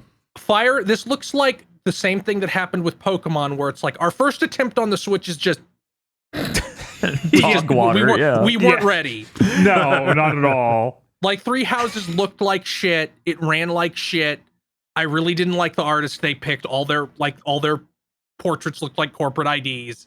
They couldn't figure out how to get cutscenes working, so every cutscene was two models standing with a JPEG behind them. Every This looks single like a real texture game. on a character is like half the res it should be. Yes, assuming they load in. Luckily, you control one person at a time in combat instead of each one being a squad of guys that it can't render. Like, please. Yeah. Yeah, no, this looks great. My only disappointment with the art is that it feels like, I think my main problem is it feels like we've been away from Fire Emblem looking art since Awakening. Like, I feel like it's in guest artist territory each time where it looks weirder and weirder and doesn't really make me think Fire Emblem. I'm sorry, Bob. Marth was on screen? Yes, So the it classic looks like- characters look like classic characters. It looks like Fire Emblem. I'm sorry. That's how that works. Look, sometimes you go to sleep for 1,000 years and you wake up Pepsi flavored. I mean, it has been 16 years since Radiant Dawn, which was the last one I'd say is like the classic Fire Emblem looking style. Yeah, that's fair. Yeah, I feel like Awakening kind of evokes that mostly, but right, it's not. Yeah. It's obviously its own divergence. Also, Chad brought it up, so I'll bring it up again. We covered it when the rumors leaked. Gust allegedly helping on this. Allegedly, I don't think they were, because the time frame, like they would have had to be working on this and 3 other games. But yeah, that was the rumor. But at the same when we time, got fucking whole-ass photos. At the same time, Monolith apparently helps on every single game Nintendo makes. Under the Atlas is holding that company up. But yeah, Fire Emblem Engage looks good. Engage like engagement ring, because the main characters look like they're wearing wedding tuxedos, and you use the rings to summon the magic rings to summon old Fire Emblem characters. Yeah, it was neat. You think they could have engaged someone to design a logo? I know, right? Yeah, that is like the most mobile game ass logo I've ever seen. I'm going to go ahead and give this next game we're covering the award for most hideous game at the conference. It Takes Two for the Switch looked absolutely rough on the Switch. I thought it was going to be the cloud version because it was only just blurry at first. But then you see it move and run and you're like, oh. Yup. November 4th for all the Take-Two heads in chat. Fatal Frame, Mask of the Lunar Eclipse, coming over finally on the Switch. Neat. This is the Suda one, I think. Ooh. Xenoblade 3 DLC with what is written as body horror heroine. Yeah, she has like the really spindly robot body and then like a human head on it. Yes. Yeah, I think it's really cool. Clockwork Pro Tag. Do you like, because I looked at her and my first thought was, okay, that's the triangle one. Are we going to get a square one, an X one, and a circle one? Who knows? SpongeBob SquarePants The Cosmic Shake will be on Switch and have their original voice actors. That was cool. Oh, wow. I'm glad they confirmed that. Yep. Tom Kenny, finally. Yeah. Fist of North Star Fitness had me rolling because I own fitness boxing on the Switch. Now I get to punch dudes. This rules. I cannot believe that shit. Yeah, what a game. What a concept. This one slipped completely out of my brain space. Oddballers? Yep. It looked vaguely, it's like some kind of dodgeball thing, and it has a bunch of different mechanics, and also I think is on PC already. So it reminded me of like Gang Beasts. Yeah. The Gang okay. Beasts, that's one. Okay, yes. Oh, did this also show up in a Microsoft thing like a few months ago? It showed up somewhere a few months Probably. ago. Okay. Chris, I'll let you read this one. Tunic is getting ported to the Switch, so I cannot play it for a third time in like a week. I think it was like the 20th coming out. Great. Yep. Front Mission Remakes 3 is announced. One's coming out. I don't One's think they gave coming a out- date, but I think it's in November. Yeah, it says November 1st, 2023 for the second one, or November for the first one, 2023 for the second. The third one is just confirmed, which unexpected. I noticed the first remaster and the second look radically different, but maybe that's just me. Maybe the way the trailer was cut or the state of mind I was in. Who knows? Harvest Moon: A Wonderful Life. It's happening. That's cool. That's the GameCube one. Oh, that's the one where you lasso the moon. Yeah. Because it's a wonderful life. Huh. No, you don't actually. No, this isn't Harvest Moon. This isn't Harvest Moon at all. What is this story of seasons? That's the one where you can bail out and leave and become famous, George Bailey. Who fucks? The crops aren't here. Yeah, that having your children and you and your spouse age is really cool. Oh yeah, they said like your child gets a job based on how you raise them, and one of the speech bubbles was like, I want to learn magic, and I'm like, okay, I need to thread the needle and abuse my child just enough to make him a cool wizard, but not so much that he turns out to be a rogue. Tamagotchi logic. That's coming out summer 2023. Splatfest was announced. Really weird Splatfest, in my opinion. What will you bring to a desert island? Gear Grub or Fortnite? It really was. Is it really going to be Fortnite every time? Who knows? Octopath Traveler 2. I thought this looked awesome. Yeah, no, they seem to Yeah, literally it's- address everything people had problems with, Yep, neat. including coming to other platforms so it can run. February 24th. I'm actually really excited for this. And I sat there and I stared into the middle distance and went, will anyone who was hugely into the Live Alive remake connect the dots and be like, maybe I'll check this out at all? I have to wonder.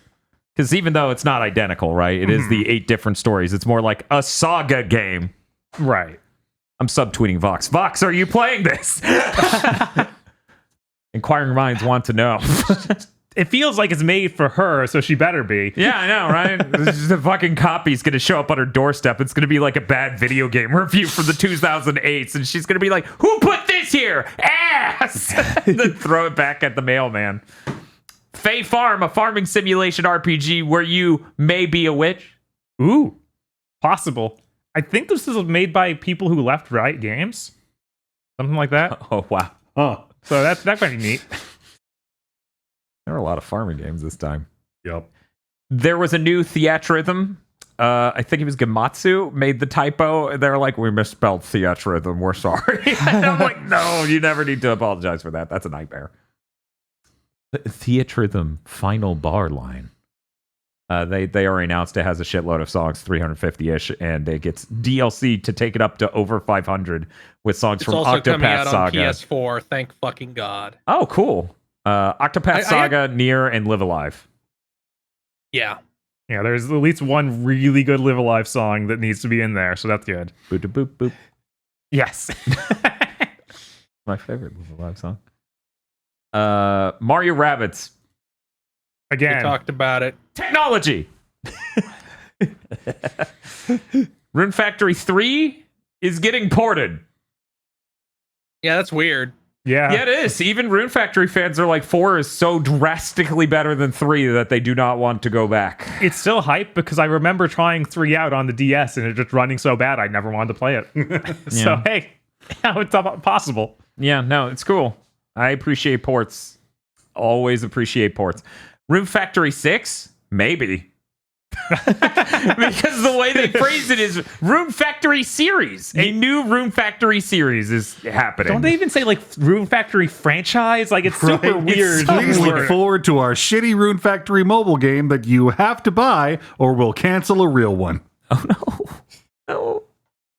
N64 games for Nintendo Switch Online. They announced 2 Pokemon stadiums, 3 Mario parties, and GoldenEye. And a partridge in a pear tree. But these are going to be served out over like 6 months or something. Yeah. So it's not really that hype. The pacing was so good. Mario Party 1. Mario Party 2. Mario Party 3. 3. We will never update Super Mario Party again. GoldenEye is getting online multiplayer in this version. Later, Microsoft announced GoldenEye is also coming out for them. Mm-hmm. It has the rare replay labeling, apparently, but it does not have online multiplayer. Yeah, no online multiplayer. I was surprised when I had the rare replay thing because they kept saying it, talking about it like it's on Game Pass exclusively. So I'm glad that there's some way to buy it. Who knows? Maybe it is still just on Game Pass exclusively. Maybe. They probably just put the rare replay label on it and didn't give a shit. What is Various Daylight? Oh, that thing actually looked awesome. It was, what did they call it? Like a life sim? Yeah, life sim RPG. Various Day Life. Wasn't it? Life. Yeah, not Daylight. Day Life. Oh, okay. yeah. There we go. Yeah, that was very interesting where it's just like you can have various jobs and walk around and talk to people. Also, there's an RPG, but really. God, whoever's naming games at Square Enix needs to be stopped. It's just this is also the Octopath and Triangle Strategy team, so it's just them. Mm-hmm. Mm-hmm. They need to take Yeah, that fucking font away from They them. need to take away the font. They need to get someone in there to name their video games. Okay. Apparently, Microsoft said they're adding it to Rare Replay digitally, so it'll just be patched and that thing will appear. Interesting. Okay. Very interesting. Yeah, they're trying to single-handedly cause the light novel titling pandemic. Hopefully, someone will stop them. Factorio, Switch, October. IB. And then I'll let I'll let Chris read this. IB, an RPG Maker corpse party looking type game. It comes out in spring. It's in that genre of like it's an RPG Maker game, and there's horror elements, and maybe there's catharsis, and maybe psychological problems. Smells like 2004 in here. It does. I remember Yume Nikki. The paintings are very scary in this one. Mario Strikers gets a second free update, which made me go, oh my god, that happened. Right. Tosh also went, oh my god, that happened. We both simultaneously remembered. That game came out and already got one free update. This adds Pauline and Diddy. Atelier Ryza 3, Alchemist of the End and the Secret Key, February 24th. Same day worldwide. Nice. Also Nice, on get PS, bigger. also on Sony platforms, of course. Of course. Is that a magic spell, Bob? Well, Yeah, she is 8 years older than the first game now. So they cast Thaizaga. Yes. Mario Kart 8 DLC Wave 3 coming. They will tease 2 courses. Merry Mountain from Tour. I don't know why you would tease a tour course ever. I know, like no one cares. Peach Gardens from DS. I actually like that map. Yeah, That's that a was good cool. course. Yeah. Merry Mountain looks cool. I'm glad that these courses are getting to be in a game people will play. Yeah, no, I'm glad these courses are coming over, and I thought that course looked neat. Teasing an entire DLC wave with a course from a game no one cares about is the part where I'm like, I don't know that that's going to get people excited, but that course looked fine. Merry Mountain did. You okay? I forgot about this bit of news where they're like, golf will take another month or two. Right? to switch sports. Because I legitimately, oh yeah, golf. Oh, okay. Not yet. That's fine. That's all right. Then Miyamoto broke in. We can't get him out. He's like, none of you better be writing words. I was convinced this dude was going to show us a trailer for the Mario movie. He did not. So was I. Yeah. Pikmin Bloom, a thing only I knew about because Tosh played it at one point in time, was described in excruciating detail. So now all of you know. Yeah, he went on for like 3+ minutes. It was horrible. Then they showed the tiniest bit of like, here's what Pikmin 4 will look like. Wow. It's real. There's no gameplay today, Die. It was so because he's like, Pikmin's great. Check out this Pikmin thing. And we're like, oh my god, is it 4? And he talks about Bloom forever, and then he's like, also this other fucking Pikmin game, I guess. I guess he's like, we have a new type. What's wrong with you? We have a new type of gameplay called camera be closer. And I'm like, what a concept. Thank you, Miyamoto, for reinventing video games once again. He delivered a miracle like he was wiping it off of his shoe. Yeah. Anyway, 2023 on that. Let's dance. Oh my god. Let's not. Let's not. Harvestella was shown off, comes out November 4th, has a demo.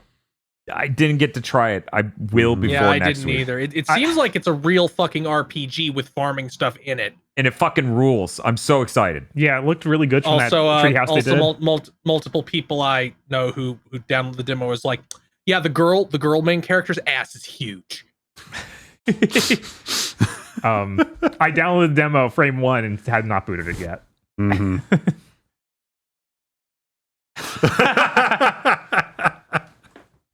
Army was like, I don't want to play this when Dan's here and like spoil him on it. I need to play the game with the girl's huge ass alone, please. Dad, don't come in. I'm just farming. Bob, we got Bayonetta 3 stuff talk. We did. They did like a nothing trailer during the event, and then they're like, come back after the event. We got like 7 minutes of gameplay. Oh. And it has like the worst, most British announcer they can. They got the guy from the Assassin's Creed thing? Way worse. What? Oh, fuck. Yeah, it's like, it's really strong. Bob's like, it was like being held underwater. I honestly held off on watching the trailer at first because I was like, well, this was the one they posted in the UK in the Australian shop. They're going to post like the real one soon, right? No. It's that heavy in accent. It looks really cool. They described Bayonetta and make sure I get the name right. Viola? Yes, Viola is how their summons work because they're both very different. Bayonetta has this thing where she can... It seems like she locks in place and starts dancing while the giant monster comes out, and you hit different attack buttons that cause different attacks for them. You can like de-summon them and go attack the enemy and then re-summon them during a combo and stuff like that. Looks really cool. You also have traversal abilities related to the different demons you get, which isn't anything new, but they showed off turning into a Spider Woman, which is but that's how you now you have a grappling hook. So you're telling me that the tall, dark-haired hot lady turns into a giant spider? Fantastic. This is attacking you on your home turf, Bob. This is hilarious. This is like if the next Harvest Moon just inserted, and you need to crawl across this precarious height. And I'm just like, oh, fuck this. The new weapon they show is like a yo-yo thing that seems to be related to the spider. It's like with the spider's web. So you shot the yo-yo and grab guys and stuff. Neat. Looked really cool. Then they moved on to Viola. Her whole thing honestly reminds me a lot of the way Trish played in Devil May Cry 4 Special Edition. I know, a little specific for most of the audience. Specific. She has her sword moves, and then she throws out her sword and uses fist combos. And while her sword is out, it summons a demon, like this Cheshire cat monster that fights alongside her. And then she has a different set of moves while she's doing that. And to get witch time, instead of dodging at the last second, she has a block, and she needs to block at the last second. They're like, Viola's a big fan of Cheshire. It is actually his girlfriend. I'm like, they ruined it. That guy shouldn't fuck. Yeah, there's no way. You've ruined his character. How dare you? So that looked really cool. I'm super excited. I'm glad that all of these new ideas that they showed off in the trailers earlier seem to be coming to fruition in the game. So the trailer was like the things you're fighting are like man-made bio monsters. Yeah. Yes, homunculus. Yeah. Is this or is the back half of this game going to be like this is Astral Chain 2? Yes. Yes. I mean, Like, will they just Lappy go was in fully it. mask off Yeah. and have you kill the fucking thing at the end of Astral Chain? I mean, Yeah, even the mechanic with Bayonetta summoning the demons and stuff feels like a enhanced version of Astral Chain. Yeah. Yeah, that's true. And if that one game needed one thing, it was a protagonist that could actually fight alongside the monster they summoned. Instead At of 60 frames a second. Yeah, that would have helped. Yeah. Anything else, Bob? Nope, that's it. Look Okay. great. Super hype. Master Detective Archives Raincode, new game by Kodaka, creator of Danganronpa, as though you needed to be told. God, it looks so much like that. It fucking Well, yeah, that's the rules. same artist. No shit, Toast just went, holy shit, that's a Chris Wolfhard game. Just pointed at it. I was like, God damn. I'm real sad that it's in Switch jail for a year. Yeah, that's Yeah. rough. That's rough because this is a lot more actiony. Yes, it's not Yeah. a visual. It doesn't appear to be a visual novel. Lots of conversational combat. If it runs all right, I'll choke it down and get it on Switch. But I'm real worried it's going to be like, no, you need to load the contradictions and slash the things and in the action combat, and it's gonna play real bad. The text is gonna fly at you, but the texture won't have loaded, so it's gonna be like, I can't read it. I think from the trailer here, it might not be as actiony as we're worried about. Like that looks like it could just I be don't visual think- flair. Yeah, I don't think it'll be that actiony. I think it'll be along the lines of AI the Somnium Files, which runs okay on Switch, but I'm also it's fucking 2022. I'm sick of things being in 720p when they don't have to be. Right. The future is now. But yeah, I'm actually excited for that. I hope it runs right on the Switch. That's spring. Cloud versions of Resident Evil 8, 2, 3, and 7. Great. Sifu coming to Switch. This is the second ugliest game of Shogun. That really does not translate well. Yeah, it's rough.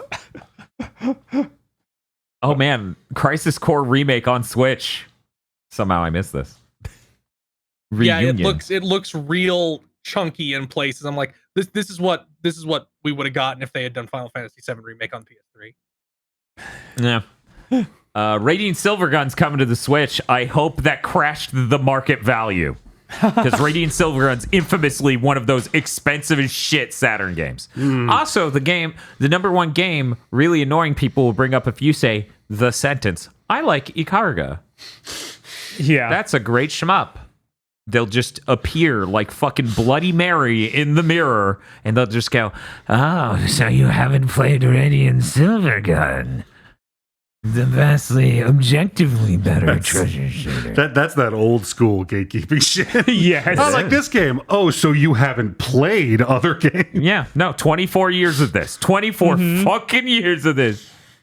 I guess technically I See, should that's count me for when what it someone covers. says they play Ubisoft games. I'm like, but the other game is any other game ever made.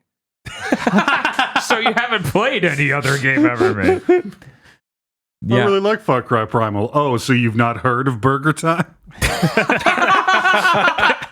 And then they play it and they're like, wow, I missed out on so much. I fucking salted the hell out of the egg monster. Okay, I did that. Now what? Nothing. You finished. That was the game. Wow. Games can end? How do I buy more uses of the pepper to stun the enemies with? No, you just get them. I don't understand. Wow. I had time to play this game and I didn't have to break up with my girlfriend? Weird. Endless Dungeon. Okay. Tales of Symphonia Remaster. Allegedly. Yeah, fuck you, Bamco. Fuck you. This is still running at 30 frames a second. Mhm. They just cranked up the sharpening on the fucking PS3 port. They didn't even bother to shittily machine upscale it. And it is now the same price as Tales of Symphonia 1 and Tales of Symphonia 2 on PS3 and 3 was. Yeah, the combined pack of those two was the same price as this is going to be for the one game. Awesome. Is it that great of a game? No. Okay. Yeah, I was pretty disappointed that this isn't that much more of an upgrade. It feels like it deserves better after being away for so long. You know, to bring it back out, you should try a and this is little for the harder. anniversary of the game. Right. Like, come on.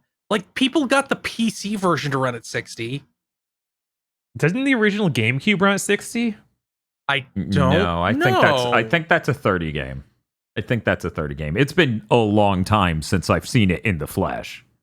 People were saying that, like, oh, it's all tied to the frame rate. That's why it's only 30. So I assume it was 30 on console. Right. Because it breaks. Romancing Saga Minstrel Song still exists. It's December 1st release. Yeah, it was in a hideous. sizzle reel. I was like, oh yeah, that's happening. Great. Awesome. I actually got upset at this news, but objectively nothing bad has been announced. Let me explain my experience. Okay. Kirby's on screen and he's moving smoothly at 60 frames per second. I go, oh shit, they did it. It's a fucking port. It's not a port. Is it not? Return to Dreamland Deluxe is not a remake because I assume because DDD looks entirely different. He did look a little different in that one originally. Didn't they add the outline? No, they compared. No, I mean compared to the original. Like he's like Kirby in the Forgotten Land proportion DDD. I just thought this was a new Kirby game that I would get to enjoy at 60 frames per second for the first time in what has been too long. And then it was like, well, if I haven't played it, it's new to me. Good for you. Yeah, I assume you did play that one. I really like Return to Dreamland. It was is like, a great wow, game. They've made one as good as Superstar Saga. Yeah, no, Superstar is really good. Unless you were trying to talk about Superstar Saga, which I think is a Mario RPG game. Oh yeah, Superstar Saga is Mario RPG. Superstar is just the Kirby thing. Yeah, no, Return to Dreamland is a really great game. No complaints there. It was the gut punch of, haha, bitch. February 24th. I'm actually really excited. It's gonna be good. We found out why the direct was delayed. God, that was the best. I was like, nothing's happened so far. That Fire Emblem trailer seemed fine. Breath of the Wild 2. It's on screen. It has the title finally. The Legend of Zelda, Tears of the Kingdom. I watched the whole fucking direct and went, Like the screen. I immediately went and booted up the UK version because they didn't stream it. They just put it up afterward to see if they cut that trailer out. Understandable. Did they? No. Okay. All right. And that's it for the Nintendo Direct, isn't it? It's weird how that and Zelda is May 12th, 2020. That's true. Yeah, like we get the date, but it's weird that Zelda trailer didn't feel like really cool and hype. It really was just here's a little more and here's the title. Like it felt like a title drop trailer more than a. Well, they're not going to go in real deep until they announce the new Switch. Fair. I'm starting to get scared. I think I've been underwater so long that I forget air exists anywhere. And I'm like, maybe they won't make a Switch during the chip shortage. Maybe at some level, Nintendo's crazy enough to be like, it's not worth it. Yeah, we'll ride it out. We'll ride out the next 3 years. I don't know. We got that RGG Direct. You want to talk about it, Chris? Sure. They announced 3 fucking games. Well, they announced 2 games, and one game was announced in the Sony thing, but I'll cover it here. They announced Like a Dragon 8. Like a Dragon is now the name of the franchise here in the West too. Scott Strichard, who was the localization director since 0 to I think he changed after 7 came out, like he changed jobs. But he was like, "We fucking told you," and then put up a screenshot of a part in Yakuza Like a Dragon, which is Yakuza 7, which is like Chapter 9, the end of Yakuza. So let me tell you, that change made hearing about this conference on Twitter confusing as shit. Yeah, so absolutely. It is Like a Dragon 8. It stars both Kiryu, the classic protagonist, and Ichiban, the protagonist from Yakuza 7. They are going to have separate parties. It's still an RPG. It's still a turn-based RPG. They have separate parties. They didn't go into it beyond that. It's supposed to be the largest one to date, the largest game in the series to date. Kiryu has horrible hair, but it's funny. I guess he's in disguise.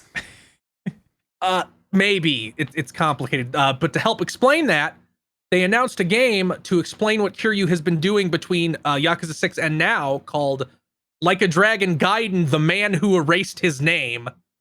I honestly thought that Kiryu died at the end of 6 because I haven't played those. Uh-huh. Meanwhile, I was just like, they made a 7 and it didn't star him. Fuck that. We're making a new one to go in between. I love that. It is going to be about half the size of a normal game in the series. That the size that Yakuza game should be, honestly. It's going to have like the brawling gameplay still. That game is next year. Like a Dragon 8 is 2024 and will still be on PS4 and Xbox One, which is fucking weird. And they announced a remake, Unreal Engine 4 remake of Like a Dragon Ishin, which was the Bakumatsu era. Yeah, the Bakumatsu period historical game. I really hope that they didn't have to upgrade the models or anything, but they did. They replaced because these historical games are like characters from the series will be these historical figures. Right. And a bunch of them were really minor characters when this first came out on PS4 because it was before Yakuza 0 even. And now it seems they're like, we swapped out some of those minor ones for characters from 0 and 7 and 6. We're like, we filled it with more characters. I wonder if this is going to get dubbed. I don't know. I feel like if anyone doesn't, it'll be this one because it's like the Bakumatsu period game. Yeah, I get it. It's just like we finally got there. We finally started doing it. It's more of a filler title. But it's finally happening. They also said we're considering just switching to Unreal entirely. Yeah, and they should. Yeah. Which probably a good choice. Yeah, hopefully doing this game will cement that in their brain of like, no, we have to. Yeah. What do you mean how easy? How look at how easy this was. I have to sit there and wonder if the departure of the head of the studio has anything to do with they wouldn't give him an engine, and now that it's like, because I can't imagine a world where they wouldn't want to look into that. I think Tencent just gave them him a bunch of money. I mean, there's also that. I hope this does well enough for them to also do Kenzen, because that's the one where Kiryu is fucking Miyamoto Musashi. Yeah, that one was less exciting, but still really cool. It was actually the first one of these that they did. Yeah, it was the first one of these. It was the first game in the series on the PS3 even, because they normally did them to get familiar with the new hardware before they did like a mainline entry. I think that's why both of the names essentially translate out to like a dragon arrives. So yeah, that's the Like a Dragon direct. Cool. I think that's pretty hype. But before we go into the state of play, I'm going to bring this up. G4 is sinking again. Yes. They announced 25 people laid off out of 200. You gave them 200 people? I don't even know what those people are doing. Yeah, for right? A fucking YouTube channel and a Twitch channel? What is wrong with you? Yeah, it really puts it in perspective when like so many streamers are a solo act. They need 200 people to make it work. Also, this is semi-related because it's still a developing story. It started like right when the show started.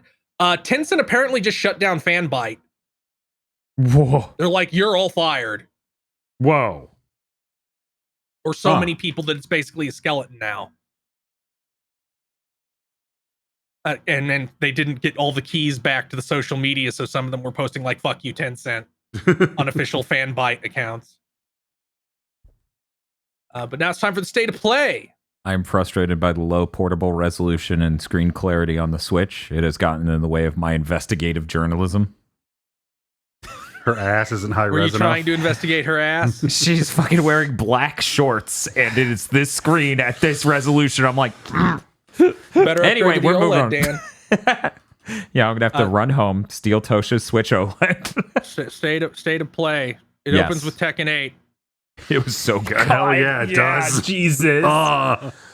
Looks super man. sick. Harada clarified on some things. This uses no Tekken 7 assets. It's all new. Thank God. It looks It- so good. It's on Unreal 5, and they're working closely with Epic to ensure it feels good. Good. He Fucking refused sick. to say it has rollback because he's insane. Mm-hmm. That's got to be a And big it announcement later. That's It it. really just feels like he's a fucking old, stubborn man. Is like, I can't just say everyone was right and I was wrong. We got the PSVR 2 block with a Star Wars game and a game called Demio. They're a shooter and like a miniatures tabletop dungeon typey game. You virtually roll dice and have little miniatures on a board. They both seem very cool. Yeah, after this, Sony actually had journalists come out to do PSVR 2 coverage, and the embargo on that ended like a couple days after the direct or whatever. This shit's exciting. If you recall, if you go and watch our coverage of the State of Play, I say in that this looks a lot sharper for like the share screen than I've seen from any PSVR game. This looks great here, which means in the headset it looks incredible. Yeah. People who cover VR, actually, Eurogamer's VR coverage guy, went and used it. And he's like, this share screen just looks radically better than it ever did on the last unit. This is just a much better experience for people who aren't in the headset now. All sorts of coverage has been really, really good on this stuff. I'm weirdly enough interested in the Walking Dead game, because the Walking Dead game has an insane amount of physics simulation and other stuff. It's really just a do whatever you want sort of game, to the point of this guy's going to give you a quest, or you can shove a knife through his head. Like, there's all sorts of physics stuff of tossing things around. Resident Evil 8 also is upping the game insanely when it comes to like what the game was before. So you can now do crazy shit of like toss a gun magazine in the air and catch it with the gun to reload, and all sorts of other physics stuff. The PSVR 2 is looking hype as hell. This is exciting. That Horizon thing still continues to be the least exciting thing, because if I want spectacle, the Star Wars thing will look awesome.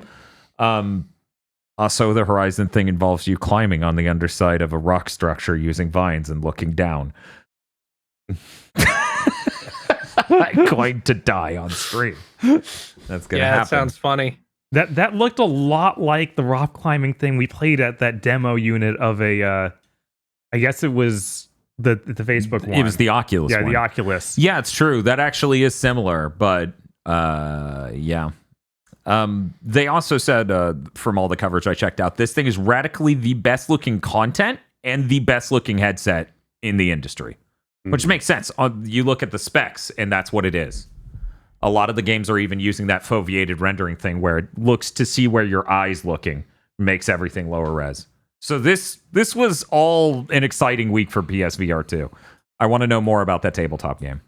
Yeah, I'm hoping that becomes a standard thing in VR. Yes, 100%. We got a trailer for a pre-order bonus PlayStation exclusive quest for Hogwarts Legacy. That game's not real. I put after the Sony State of Play, I went to YouTube and was like, Hogwarts Legacy gameplay. Is there anything? It's like 10 minutes of gameplay from like a month ago. What is this? It's them slowly walking through the environment with no HUD. Yeah. That's all it is for 10 minutes. This game isn't fucking real. It is the butchered pieces of 7 years of troubled development they're going to push out the door and forget. It's really good because that PlayStation exclusive quest is like, oh, there's a potion shop. Oh, things are happening. Run through it. You did it. And I'm just like, holy shit. This is the gameplay of this game. Run through spooky hallway. This is great. This is funny as shit. You could not like, of all the games to happen to, this is the funniest one, right? Yeah, I like feel the like Harry Potter game becoming this is funny as shit. they're just trying desperately to ship it before JK does anything even worse. Or but just- it's already so Like bad. it comes out Yeah. that there is a literal bloodbath she takes every day in the blood of the young. Yes. That already basically happened with her saying, with my royalties for stuff like this, I donate it to hate groups.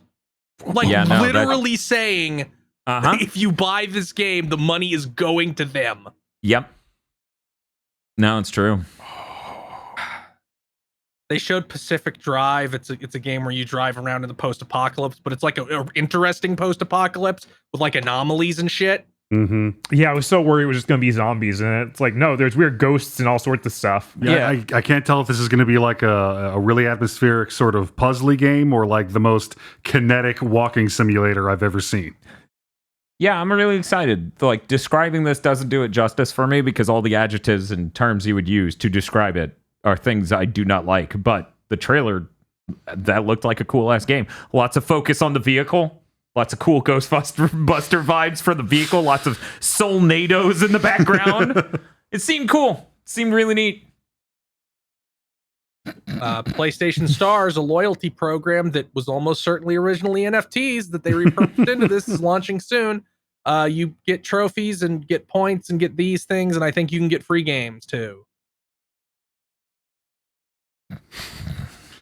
I'm like, wow, that, like, my initial reaction was, okay, this is some kind of weird cynical loyalty program, and then my brain immediately clicked over into, oh, but remember how much fun you had with Astro's Playroom? It's gonna be like that all the time now. Yeah, I when I saw the 3D models and stuff, it just made me think about like the PlayStation Home promise of when you get a platinum trophy, you'll get this in PlayStation Home immaculate statue of the game, and people can come over and look at your collection. And I was like, oh, cool. Yeah, that promise was really cool. Yeah, that was the coolest thing about PlayStation Home that never existed. Yes, they were talking like it could be, like games or insignias, and they were listing all the shit you could get. One of them was models of beloved hardware, and they just show you the launch model PS3 slowly rotating, and I'm like, of all the shit you could have picked, this is it. Look, they weren't going to choose Vita 2000 model. That's not. Sin Duality is a new game from Bamco. You pilot a mech on an alien planet, and there might be a small anime girl living in your head, I guess. She defibs. All sounds good. She likes defibbing you. Ooh woo. Please don't die. I can't clean your corpse out if you die. Me and Dan were just watching. I was like, "Is this Armor Core? Armor Core? Armor Core? Armor Core? No? Damn. Look, it started with the fucking Dark Souls vibes with the old man talking, and I was like, Armor Core? And then they showed mechs, and I'm like, Armor Core? What? Soccer Wars. That's what I'm trying to think of. Oh, yeah. There was. It does have the aesthetic of the robots is a Soccer Wars. It's pretty. Yeah. It's pretty. It's kind of close. And then we got Project Eve showed up, now called Stellar Blade. Wow, it's coming out next year. They made a title for something they had a project name for. Who would have thought? Great. Still looks cool. And then Team Ninja rips out Ubisoft's spine with Rise of Ronin, a Sony-published game about being a sick samurai who can jump and has a glider, coming out in 2024. This shit looks sick. Yeah. Yep. I really hope Sony is like, no, you don't get to put like Neo Gear into this. Be normal. Yeah, we're a little long as the Neo successor. Hopefully that distracts them and they put the gear in that, not in this. I hope it isn't in fucking Wo Long either. I know. And then we end on what seems to be the most fucking flaccid ending ever of them showing a God of War Ragnarok special edition controller, which has like blue and white and wolves on the touchpad, which does look cool, and I might be stupid enough to buy. We'll have to see. It's a cool controller. And then we get a really sick trailer that shows what I like God of War 2018. Mm-hmm. It's mostly like 3 biomes. Mm. And this trailer showed like 12. This trailer had a lot of amazing shit in it. I'm sitting here and I'm like, God of War trailer is the last thing I want, but sure, I'll watch it. And then by the end of the trailer, I'm like, that motherfucker shot an arrow at the moon, and then the wolf spirit chased it through the sky. Fuck! Yeah, it's a really well-cut trailer where it doesn't show you too much of anything. Like, I don't feel spoiled on the game now that I've watched that, Right. which is a No. very typical problem, trailers. Yeah, I'm very curious to see like how these things go together. Right. Like I can't even conceive of what the plots of the story will actually be. I've said this a bunch of times where it's like and I think if you check our spoiler cast, it even works out to I think I've given every Sony first party game other than Killzone that we've done like an 8. I think this is the Sony game that can get a 10. Like this is definitely their best chance. I'm just really excited to fight against deity gatekeeping. Half this trailer, some motherfucker being like, "You're not a real god, Kratos." Who prayed to you? Like, No I'll show you. I'll hit you with this axe. That'll teach And then him. we get the cool sting at the end where Kratos is fighting Thor and they throw the Leviathan axe into Mjolnir So and they good. clash. And we also get maybe the rawest line in trailer history of Kratos going, "Death can have me when it earns me." Everyone right now, close your eyes and picture the person in your life most likely to get that tattoo.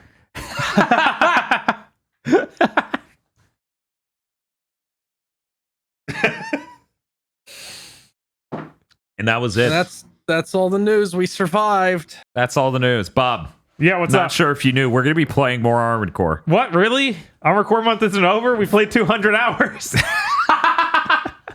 Yep. Value. You know what happens when Armored Core ends, right? Armored Core begins Oh, no. Oh, no. Wait, that's a cycle, so I need to end it. with violence. And mech arms. And at the end of Armored Core month lies Ashura's Wrath. That was true. We got 7th Gen Wonderland coming.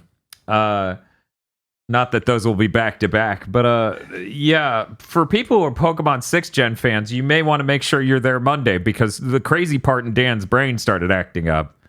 And that might just be a hell march to the end of that game on that Monday, so you may miss it. Yeah, it's always a threat. Yeah, we may be in 7th Gen by the week after that, so who knows? We'll see. Aside from that, I don't have shit to announce. Do you have shit to announce? You announcing anything, Bob? You dropping? I don't think so. You dropping a new album? Well, no. Bob's I don't have albums. Bob's like, well, I do have a new tier on my OnlyFans. Aggro, you got going anything on? I'm gonna find out later tonight. We're ending this podcast, and then me and Aggro checking out this butt. Chris Wolfart. I'm you going got to stream going? Freedom Planet 2 at some point over the next week. Cool. That game sure seems like it's probably 7 or 8 hours long. I sure hope it earns that time. Me too. Oh, guys, we got some huge news last second. The Nintendo Classics is adding Dig Dug 2. Huge. We actually did. The expansion service with Genesis games are adding Elysia Dragoon, Beyond Oasis, and Earthworm Jim. Oh, And Earthworm Scrunch. Jim. Oh shit! Finally, Scrunch. I feel like you may have made one of those up. Which one, Elysia Dragoon?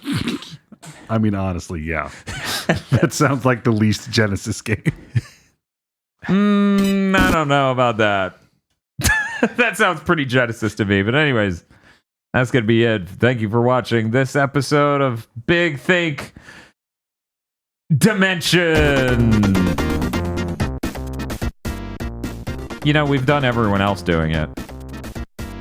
I haven't done it though in a bit. Actually, wait, Chris hasn't done it. Chris, do the end thing. This podcast and other content like it is only available thanks to our patrons from Patreon. Thank you very much at patreon.com/dbpodcast.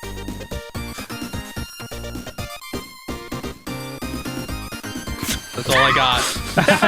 That's fair. Patreon.com/GV podcast. That sounds like a cool website. And if you don't have a patreon.com/GV podcast, you can go to patreon.com/GV podcast. Wow, that's exciting. I'll have to do that today.